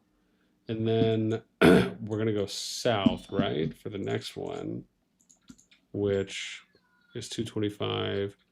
So that's going to be Yao Quang. Ooh, I like this. I like how I can set this stuff up like this now. Ooh, this is nice. Okay, so this is 688. Then we'll do KvK1 here, and this is Yao Quang. Okay, and then this is going to be 2. So we'll do 225 and oh crap, short-term memory loss kicking in 375. Okay, good. Remember like 2 seasons ago when being a 30 bill was a big deal, and now we're pushing 40? Oh, I know. Man, no, you preaching. Preaching. So I just don't know, like, who. If you had perfect relations, you could recruit like any player you want at will. I don't think you could even make more than a handful of 40 billion power alliances. So I just don't know, like, what the. That's a different topic, but like, I don't know where we're headed. I guess is my point. Let me see here. They can't. Oh, let me see. Tiny says TFS aren't going to fight NXW. They can't. Stefan, what's up, man? What about matchmaking? Mark, KvK2 over KvK1. I mean, yeah, more or less about right. Mark says, I said earlier we need some betrayals and people going for free for all to spice things up. Tony says they can't do that. I've already spoke to Jason. He can't ignore YSS. I mean, I guess that makes sense. If they're going to go free for all, then the only option they really have is they need to push them out of their zone 2. But if that's the case, does that mean that NTS takes their zone 2 and then TFS or IMFS takes the other YSS zone 2? The thing is, because of positioning too, if they fight YSS, the KvK is essentially a 4v2 just off of positioning, because YSS can't interact with the left 3 teams. So if at that point you're just playing a 4v2, so I don't know. NXW and WB won't get any fighting until Zone 3 or Final Zone. Haji says it's about time the game just made camps only and spoon-fed allies instead of allowing. Yeah, no, absolutely. I mean, Haji, yeah, I mean, that's the thing we were talking about before is that, I mean, that's just how it should be. Like they just need to say these are the 2 teams or camps, and then these are the kingdoms that are in each one, and you can like it or not like it, but this is who you're fighting with. And the other thing I think they should do, again, so here's a hot take for you, Vital. I think you're gonna like this. I did a video a while ago where I talked essentially about how we need to start having more diversity in map shape. And one of the things that I advocated for was trying to bring back that Bellerin Season 2 triangle map. And I even did. The pyramid, yeah. Yeah, I remember this. the pyramid. And I did a drawing on what I think would be a cool way to do it. Now, I also think you can do it in like a square where you have like a west or east or a north and south. I think there's some interesting ways you can do that too as well. But part of me feels like we're so stuck in this circle, and I get it, you know, it's easy, but right, it's symmetrical. I mean, it's one symmetrical shape. But part of me feels like, dude, like we need to branch out and try some other shapes on KvKs because I think we can still get some interesting ones. And part of me thinks that it almost sucks to see them venture out and do some of this trial and error testing because to me, I liked the potential that the triangle KvK map for Bellerin Season 2 had, like in the first version of it, not obviously the recent versions because they've just basically kind of started, you know, modifying everything to be a circle, which semi pisses me off. But again, I'd love to see them do some variety there. What do you think about that? Have you given that any thought? Yes, I have. I'm not sure what map shape necessarily is the best, but I think there's solutions outside of the boxes that they've confined themselves to, I guess is what I would say. Yeah. Like there's even one of the most successful PvP editions, this is kind of old now, but back when they added in the first Shadow Dragon season, I believe, the Supreme Runic statue, and you had a big 3v3 on this island. Everybody loved that. I remember that KvK still. The Supreme statue. You mean? Yeah. So you can even use functions of that feature where you go through a portal and take us to an island that is Zone 2, and that allows you to not have your Zone 1s limit you to only fighting the people next to you. Exactly. Yeah. You can get abstract with it, and I don't think it. At least me personally, like I'm not against them trying stuff, at least for a scenario. Like if it's bad, remove it, but like you can use assets that are pretty much already in the game to try some stuff. Yeah. You know what I'm going to do? I'm just going to put in the potential matchups for how this could play out. And then you know what I'm going to do? I'm going to go ask Jason and just be like, Jason, what do you guys? I don't have any inside info. I'm just what are you guys gonna do? Okay, so these are the 4 matchups, I guess, that could potentially happen in KvK1. Because to me, I don't know, is MFD and Hunt, you know, are they? I mean, are they going to? I mean, they're not going to fight, right? WB, I would imagine their ally, unless they wanted to do something. And I guess 375, they wouldn't do that either. I mean, they're basically, yeah. I mean, what was going to be a West versus East is essentially still a West, still a West, and then just a crippled East. It's just a straight up 4v2. Like there's no Yeah. you don't even sugarcoat it. Like YSS can't reach the other team, so they're just a part of the other team hitting NTS and IMF. Yeah. So it's like the only people they can really fight is their allies, or I guess their ex-allies. Yeah, exactly. Yeah. Oh my gosh, jeez. So yeah, so basically, the matchups I've done would be it, right? It's like it's either going to be WB NTS, NTS YSS, YSS IMFS, or IMFS NXW. Like those are the only matchups that could realistically happen right now. Okay, well, interesting. I'm gonna have to reach out and ask that. I'm gonna have to ask them and just say like, yo, what's the plan? Like, do you guys know who you're gonna fight, or is it gonna be dependent? I wonder if I can get something from them. Maybe I'll reach out to Mark, and I wonder who else I can ask in YSS. You know, I reached out to Kingdom Come. Who are the main people in YSS?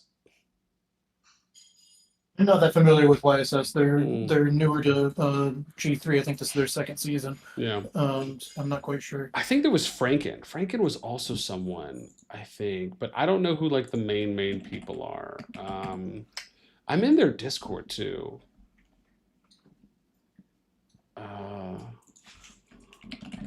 Oh, you know this? Why don't you go watch TV? Okay, here. I'm so done with you, child. Let me see. Yeah. So I did reach out to Kingdom Come, and okay, let me reach out to Franken. I'm gonna reach out to Frank because I asked Kingdom Come if he wanted to come on and do an interview or just talk about, you know, the YSS perspective in KvK1. Like I wanted to kind of extend that to them. Let me reach out to Franken and ask too.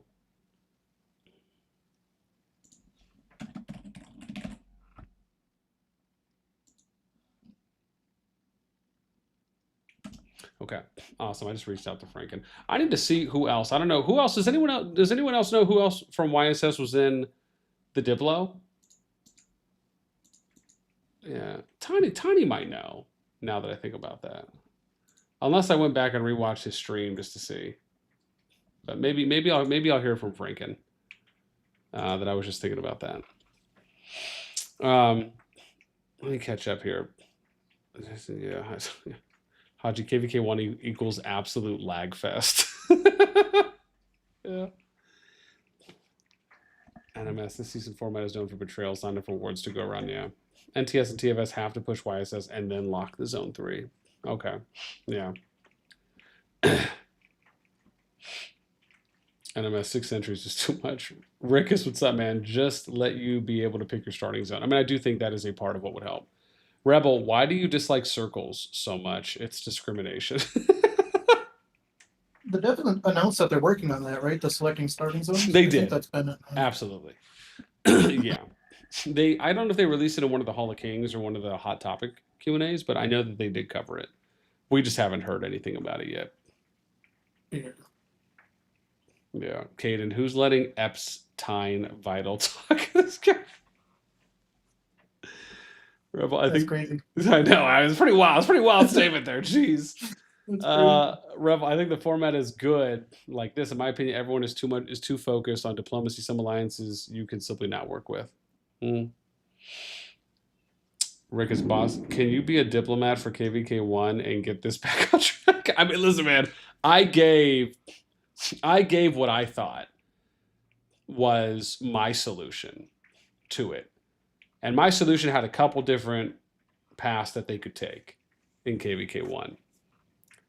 You know, and I'm not saying that's the only solution. That was just the one I liked based on where they were and the situation that not only MFD and Hunt have to play with, but the other alliances have to play with as well, right? Because you have this kind of 7 instead of 6 situation. But part of me feels like, and this, I don't think this is a hot take at all. Part of me feels like this is really, I don't want to use the word fault. I want to use the word opportunity. This is an opportunity on the devs side as well. And that needs to be recognized, which is because of the fact that they have allowed the kingdom power cap to be so high, and for this widening gap of power and competitive disparity to grow between the top kingdoms, on top of which the map design, let's be fair, because this map design does not guarantee everyone a path to the final zone, which it should, at least initially, as we always say. You factor all those in, and you think to yourself, well, I mean, look, man, you have to look at the devs for this because they are partly responsible. And you could even argue probably have the most responsibility that and accountability that falls onto this for why, for not to say that because of what they've done, it directly resulted in this, but you can't say that that it didn't heavily factor into how KvK1 played out. Because from the dev perspective, they don't want these things to necessarily happen. Like, they want there to be constant fighting, right? Why? Because then people are going to spend more money.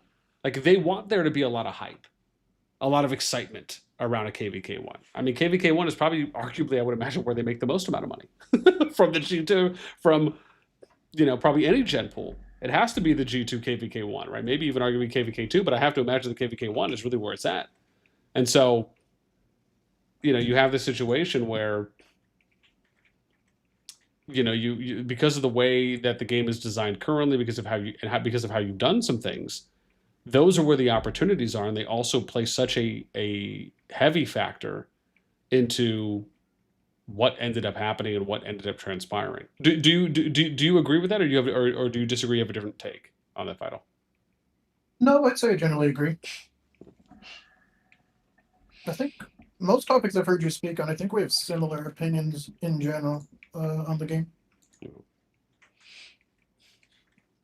Okay, Frizzy wants me to ask you about the 6-7 joke. I'm ignoring Frizz, bro. I've been dealing with Frizz for 3 years. I can't do it here. Okay, that's fine. Hey, listen. Frizzy didn't ask for an answer. He just asked for the initiation, and I fulfilled. So, yeah. Oh man, Jocelyn, what's up? Hey, boss. Hey, Vital, what's up? Welcome. Yeah, Merc says, pick your own starting zone. Will come with new faction. Yeah, right. Oh god. Yami says they haven't mentioned letting you pick your starting zone, but we have 3 things they told us they are planning. User-made camps, reward sharing. No. They did well, first off, let's be clear. They didn't say, I don't recall them saying that, yes, they're absolutely going to be including starting zone. They addressed the question of starting zone, and essentially the takeaway there was they're going to look into it. That's what I recall and remember reading. But Yami says you picked the starting zone, but we have 3 things they told us they are planning. User-made camps. Okay. Might have to expand on that, unless that's basically just the team thing. Reward sharing to other alliances and KvK, yes, that's obviously going to be a massive win. And giving the winning star up to 5 alliances in your zone 1. I imagine the winning star is what gets put onto your kingdom, right, or your alliance record at the end. Is that what she means? Yeah, he's talking like the top of the flags. You get the stars that turn into a moon or whatever to resemble your wins. Yeah, okay. Yeah, says I feel 1 and 2 are connected, but they came up at different times. Yeah. Zaldris, what's up? Says Vital noob. Jeez, Vital is a kind soul. How dare you talk trash to him? These are all Inc members. They're just mean to me. Oh, okay. Rebel, for KvK1, there are some good teams, and they are all competitors besides GB and Mr. T. Stop talk about end of season. Start talk only about how to create fights, entertain players. I mean, listen, I'm generally on board with that, which is let's think about the players that we're responsible for and that we're stewards to. Those are the people that we really should be always having kind of front of mind as our top priority. So, yeah. For KvK's one's example, like the shared Dragon Amber, I guess, would resolve the entire disagreement between IMFS and YSS had it been an update that they've retroactively applied to all the KvK scenarios. But since we're in an older KvK of the Shadow Dragon, and they haven't applied that update that was in the seasons we just played to this scenario for a reason that I don't understand, you end up with this situation. Yeah. But because it does, to be fair, it does feel bad to everyone's got to put in, especially in KvK1, like everyone's got to go ham to win the season. All those are great teams. So like to put in all that effort and then you just pick who gets the amber, it does feel bad. Yeah. I mean, so at the moment, so catch me up with the EOS rewards right now. So you're saying it's just this SOS 4 season that hasn't updated the, what is it, the camp or the warband sharing? Reverse version. I think it's only the what was the newest season? I'm blanking. Because I thought that was supposed to be implemented. I thought they were going to be implementing that in the future because I know Yami just touched on that, and I thought I had read that in one of the in one of the notes where they said that they were going to be adding that in to essentially have shared rewards or reward sharing to other alliances in the KvK where nobody's going to feel like they're out of but I'm sorry, but you're saying that there is some of that in some of the other seasons? Yeah, so on some of the augur stones, on like let's say the second to last augur stone or whatever it is, it will allow you to. It's the AABB seasons. Oh, excuse me. I'm sorry. You're talking. My apologies. You're talking about the augur stone, not necessarily end of season rewards for like dragon. Oh no, they're in sync. So the way that you get the shared dragon rewards is the augur stone allows you to create a warband outside of your own zone one. So like at the end of the season, Ink can warband RFF, and if RFF holds dragon, I remember this augur stone now. Yeah. Okay. But is that for all of the meaningful rewards that the fighters find to be meaningful? For what I mean. Not exactly, but it's like it band-aids it a little bit. It's I believe you get one amber. I could be wrong. I don't track this stuff the best, but I think you get one amber for being the team that's holding dragon, and one amber for being in the warband. So the team that's actually holding is going to get two, and then at least your allies get one in that case. Okay. I think that's how it works, but not 100%. Let me see. Yami said only team up KvKs give rewards to all camp members, which I guess makes sense because you're teaming up and the system is recognizing you on the team. I mean, that makes sense to me. And one amber to winning warband, and you can make warbands with all camp members after the Magma Daemon. Okay. Future's saying two for everyone, so he would know better than me. I don't track that stuff very much. Future 2 for holding dragon, all alliances, and warband. Okay, there you go. So for the team up KvK specifically. Okay, got it. And then 1 for Necro. Yeah. Yeah, but in the current KvK, that doesn't exist on the augur stone, so that's why you see, the conversations that are going down in KvK1. Yeah. Wild. Yeah. I don't know, man. Part of me just feels like, dude, I'm going to be honest. Part of me just feels like it should just be like a season each time, so we don't have to worry about these differences between like the team and the warband thing. It's like, just make it so simple. Just make it where you're just auto put on whether you want to call it a camp or a team or just two sides. And kingdoms are put automatically into one side, and then the other kingdoms are put into the other side, and then you just simplify it, at least in my eyes. I think it's needed at the point that the game is at. I would rather just have, this is your KvK, play it, than because this stuff's a headache.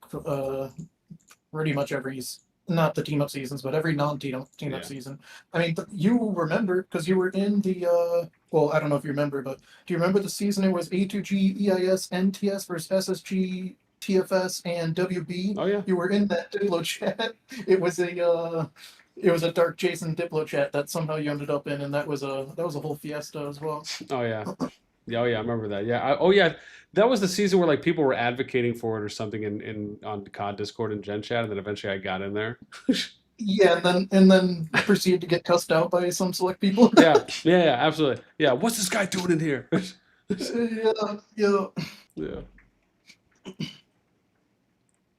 Yeah, yeah, yeah, and Yami says the same, right? It'd be easier, in my opinion, if most were just team up. And the only reason I say that is because if I'm an outsider looking in, and you have multiple different names for basically what effectively is just a team, is just side A, side B, why not just simplify? I mean, part of it for me, I think I'll say this: it feels like we've done it. We've ran enough test cases of KVKs, I think, at this time to where we can efficiently say that the system should be making the teams and not the users.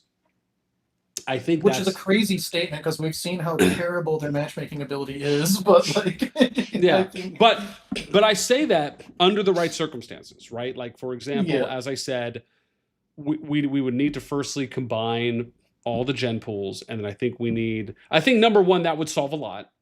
But the second step, like we said before, is then they need to lower the kingdom power cap. But I think if they do one of these things at a time, especially I think just merging everyone and just having that be how it is, I think that's going to help a lot. I think that's going to address so much and it's going to solve a lot. But the second massive part to that is you got to lower the kingdom power cap. I think it's an interesting concept of lowering the power cap. I think the question that will come into play is if you lower the power cap, is there enough good leaderships to then let's say double the amount of alliances at the power cap? Yeah. Well, I think the other side of I'm sorry, no, finish your thought. No, I was just gonna say like that's been a topic people have talked about. Well, is like leaderships. As you can see, we have a lot of like longtime leaderships that quit in the past. Like it's pretty exhausting for the teams that have been playing those top KvKs for years now. Yeah. So that would be the challenge I would imagine if they were to put in a power cap. But Yeah. I think it would be an improvement from where we're at right now. And the reason I say this is because, like, if you lower the power cap, it doesn't mean that the people that are in those kingdoms that are over the power cap immediately have to leave. What it means is that the kingdoms over the power cap are basically all full status, right? So they're already having those restrictions on. So what it means is you're just going to bleed them slowly, right? Until eventually, and it's probably going to take a number of seasons depending on how long everyone stays there and active. But eventually, over time, they will lower their power to whatever the median average is, right, or whatever the new full status cap is. But the idea being is that, yeah, personally, I think it also gives, on the flip side of what you're saying, I think it also gives people something to look forward to, which is, wow, now we're going to end up having more kingdoms at an example at a 25 bill power cap. So we're going to have a lot more healthy matchmaking. We'll have a lot more healthy balancing, and then don't get me wrong, you're going to have some kingdoms that will still take the min-maxing approach where let's just, make it super dense. Let's fill in the strongest powered, players that we can. But maybe they only end up having 100 players, in their kingdom. But then maybe there's other kingdoms that take the approach of, okay, let's just do whatever. Let's just have, 8 or 10 rally leads, garrison captains, strong players, but then let's fill the rest out with, between like free to play mid spend as an example, right? I think you are going to have some variance. I still think you're going to have some people that'll do it. They probably won't care if it's just 100 players in there, but I think it will also allow for other kingdom types to grow out of it. And it'll also eventually over time force more kingdoms. To me, it doesn't really matter what people choose. What matters is how can we get more balance? And the fact is that if you are forcing stronger players to have to go and diversify the total amount of kingdoms they're in, you can't sit there and tell me now that you're not going to easily effortlessly be able to find 6 kingdoms you can put into KvK1 that are all very, very, very, very, very close to each other compared to what we have now. I think it would be nice to see you. It would also bring out the kingdom builder elements of the game because right now, if you build a good kingdom, like our KvK is a perfect example. Like my overall power and Hana's overall power is 17 bill and 17.2. So Hana's got 0.2 bill over me. but we're playing a kingdom builder. I'd wager I've built the better kingdom, and so much so they don't even want to fight us. So I think it might get rid of some of that element where you have kingdoms of the same power, and it's like that the kingdoms aren't built the same, and they don't even want to throw down to begin with. So it kind of removes some of the kingdom builder element of the game, um, which I think isn't ideal.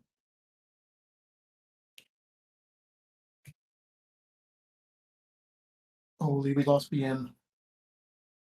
All right, guys, it's my stream now. Ask me the spicy questions.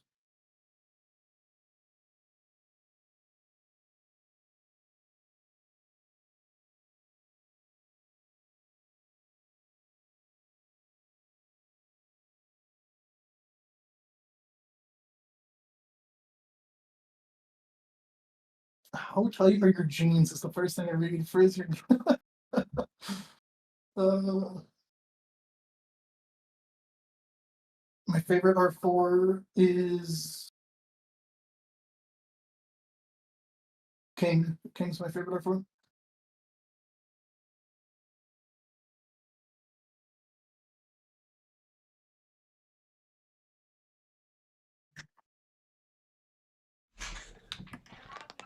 Whew. Okay, I'm back. I hijacked your stream. No, it's fine. Said it's my stream now. Just ask me questions. Solid. No, you're good. I had to go. I just had to go check on the little one. She was just chilling over on the. She was chilling over on the couch, and then I had to go see when the lady was going to be coming back from doing her work. So, yeah, man, it's interesting times, man. Interesting times. I was replying to the question you asked about the kingdom builds. I think it would be beneficial in the sense that, like you said, it gives more variety. Let's say everybody's capped at 20 bill in this hypothetical. It gives more variety of how you want to build that 20 bill, because 20 bill is, could be 110 members if you have big accounts, or it could be 200 members, and you can decide to value the activity of some weaker accounts or value the bigger accounts, however you want to build your kingdom. And that would be interesting to see that the opposite kingdom builds going at each other. But right now, I think our current KvK is a good example of is Goop isn't higher by power over some of these kingdoms by very much, but like the kingdom build is so different that like people don't even want to fight. Yeah. And that kind of contributes to what you're saying. And I think the other aspect of this too is that when you have different kingdom builds, you may also get matchups based on similar kingdom builds. That's another factor as well to consider and think about. So, it doesn't always mean that, you're only going to get, I don't know if this is all going to fit. There's a lot of stuff, sweetie. Let me put this here. Come on. So it doesn't always mean that, it's going to end up being, I know. I don't know if that's going to fit though. Okay. Here. Oh my gosh. But yeah, it doesn't always mean that, just like you have a kingdom that has 200 players versus a kingdom that has 100. It doesn't necessarily mean that those two kingdoms are going to get matched up, right? You might have some other factors in if you actually have some more diversity in how the kingdoms are being built. I think to me, that's one of the interesting factors at play that you can also talk about and consider, because you very well are most likely going to end up seeing, or I would just say I would guarantee you're going to see different kingdom builds. It doesn't necessarily mean that you're going to have one that maybe is more prominent, or you're going to have like an equal distribution, right, of different types of kingdoms builds. But I think it's going to give kingdoms a better opportunity and a higher chance of you seeing some variance where it's not just the same thing across the board, right? You're not just seeing kingdoms at like a 25 bill power cap now only filling it out with 100 of the strongest players. I still think you're going to see that, but I do think that there will at least be a bit of an opportunity to see other types of ways that people can build out. I'd like to see it. I'd like to see them try something. I would rather them try something and not work out than them try nothing. That's my stance. Yeah, absolutely. And my whole thing is, like one of the things I honestly want to see them try more is like do some more trial and error and some testing in KvKs. Like why not be willing to do those things a little bit more? And then at the same time, for some of those other things, obviously those are other big changes if you're talking about the way you're going to change kind of a kingdom power cap, because that's obviously a little bit more of kind of a generally permanent thing. But testing out things within KvKs, I think is something, or even testing out different types of KvK maps, designs, things that are related to. I say that because those things are seasonal, right? So you have a little bit more flexibility in being able to say, we're going to try and we're going to do this. And I feel like they've been doing a better job of that. They have been doing more of those things. Part of me just wishes they would try a little bit more, take some bigger leaps. But again, maybe we'll see that down the road. We can hope. Yeah. All right, fam. Let me see where we're at right now. Lion, who's your favorite lion in the game? When you squeeze it tight, can you make it jump? Wow, what am I even reading right now from Future? Mark, if you want to make it smaller in a way, you go at total numbers. Yeah. Future, how much to? Because Alliance max is 200. Yeah. I see. I know who's that. That's mommy. That's mommy. Not going to happen like there's 150 players to 150 is more than I have in my alliance. Yeah. Jeez. Now, so this is power limit will not work because this will only make players not going to spend on training speed up. It's not necessarily true. People are going to spend on training speed up regardless. It's not the only difference that will have is you just won't be getting generally as many chests, alliance chests,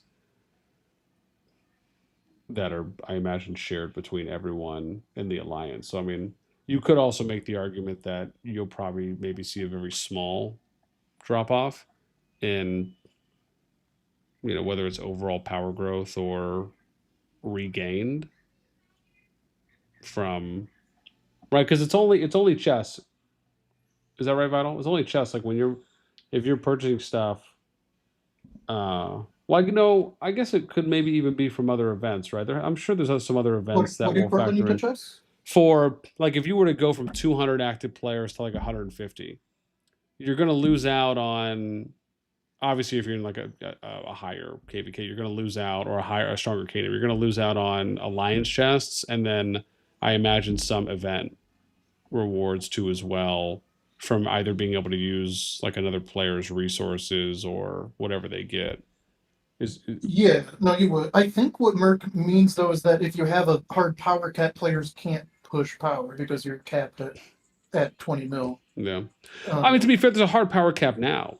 It's just the challenge is that the hard power cap is like a moving goalpost. Yeah.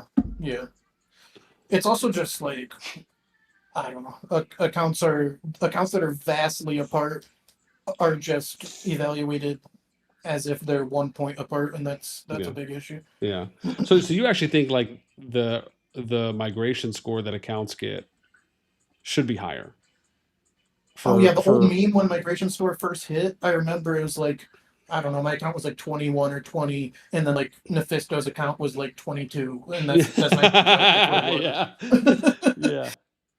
So that was like the original meme, and that number has creeped up now. I think scaling with decors is like one of our highest decor guys is like 24 or something. So that number keeps creeping up by unknown metrics.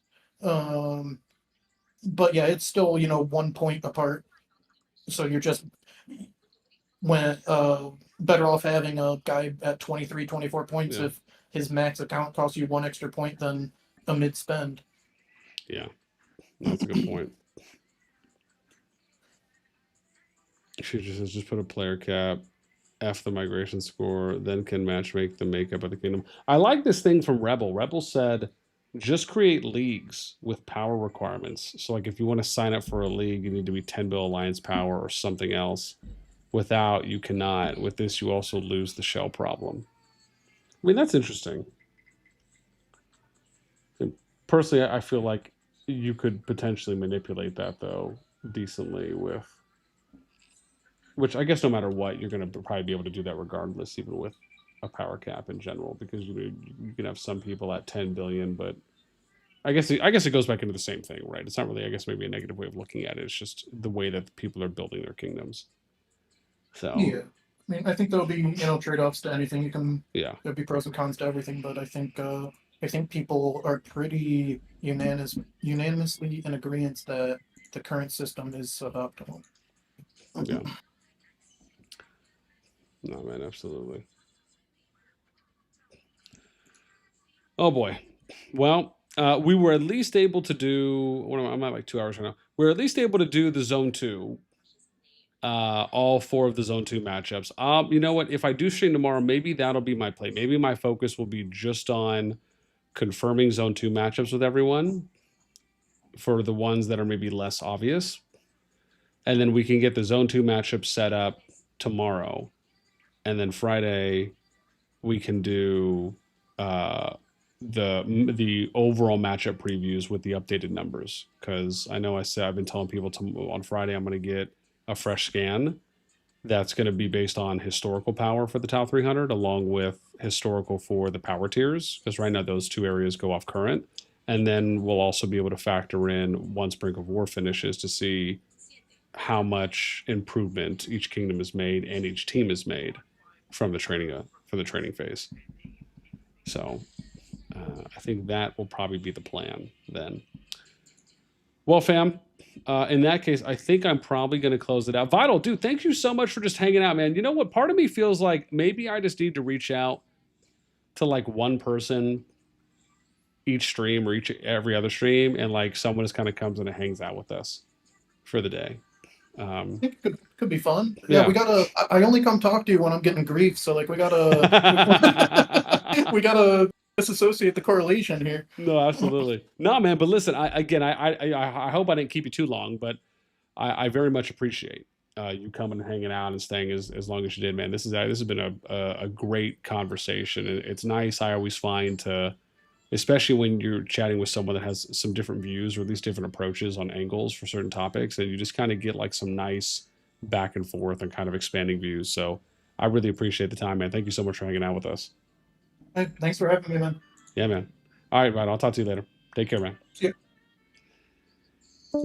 All right, fam. Well, like I said, man, dude, that was Vital hanging out with us. And yeah, man, again, shout outs to him, and, you know, obviously wishing the best for KvK5 and Inc. Or are they coming here now? Oh, there they are. Go get them here. Let me see. Go. Let me see. Go ahead, sweetie. All right, fam. Well, I am going to go ahead and skadoosh. Thank you guys so much, though, for hanging out with us, man. This was great, just chilling.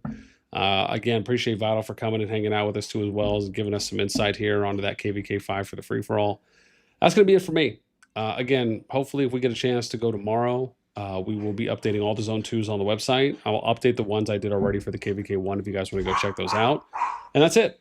I hope you guys end up having a great rest of your day, whether it's morning, afternoon, or evening. Thanks for hanging out with us. Hopefully tomorrow I might even be able to stream earlier too as well. I know we started about an hour late from what I usually do. So that's it for me, man. But yeah, we'll catch you guys in the next one. Take care. Have a good rest of the day.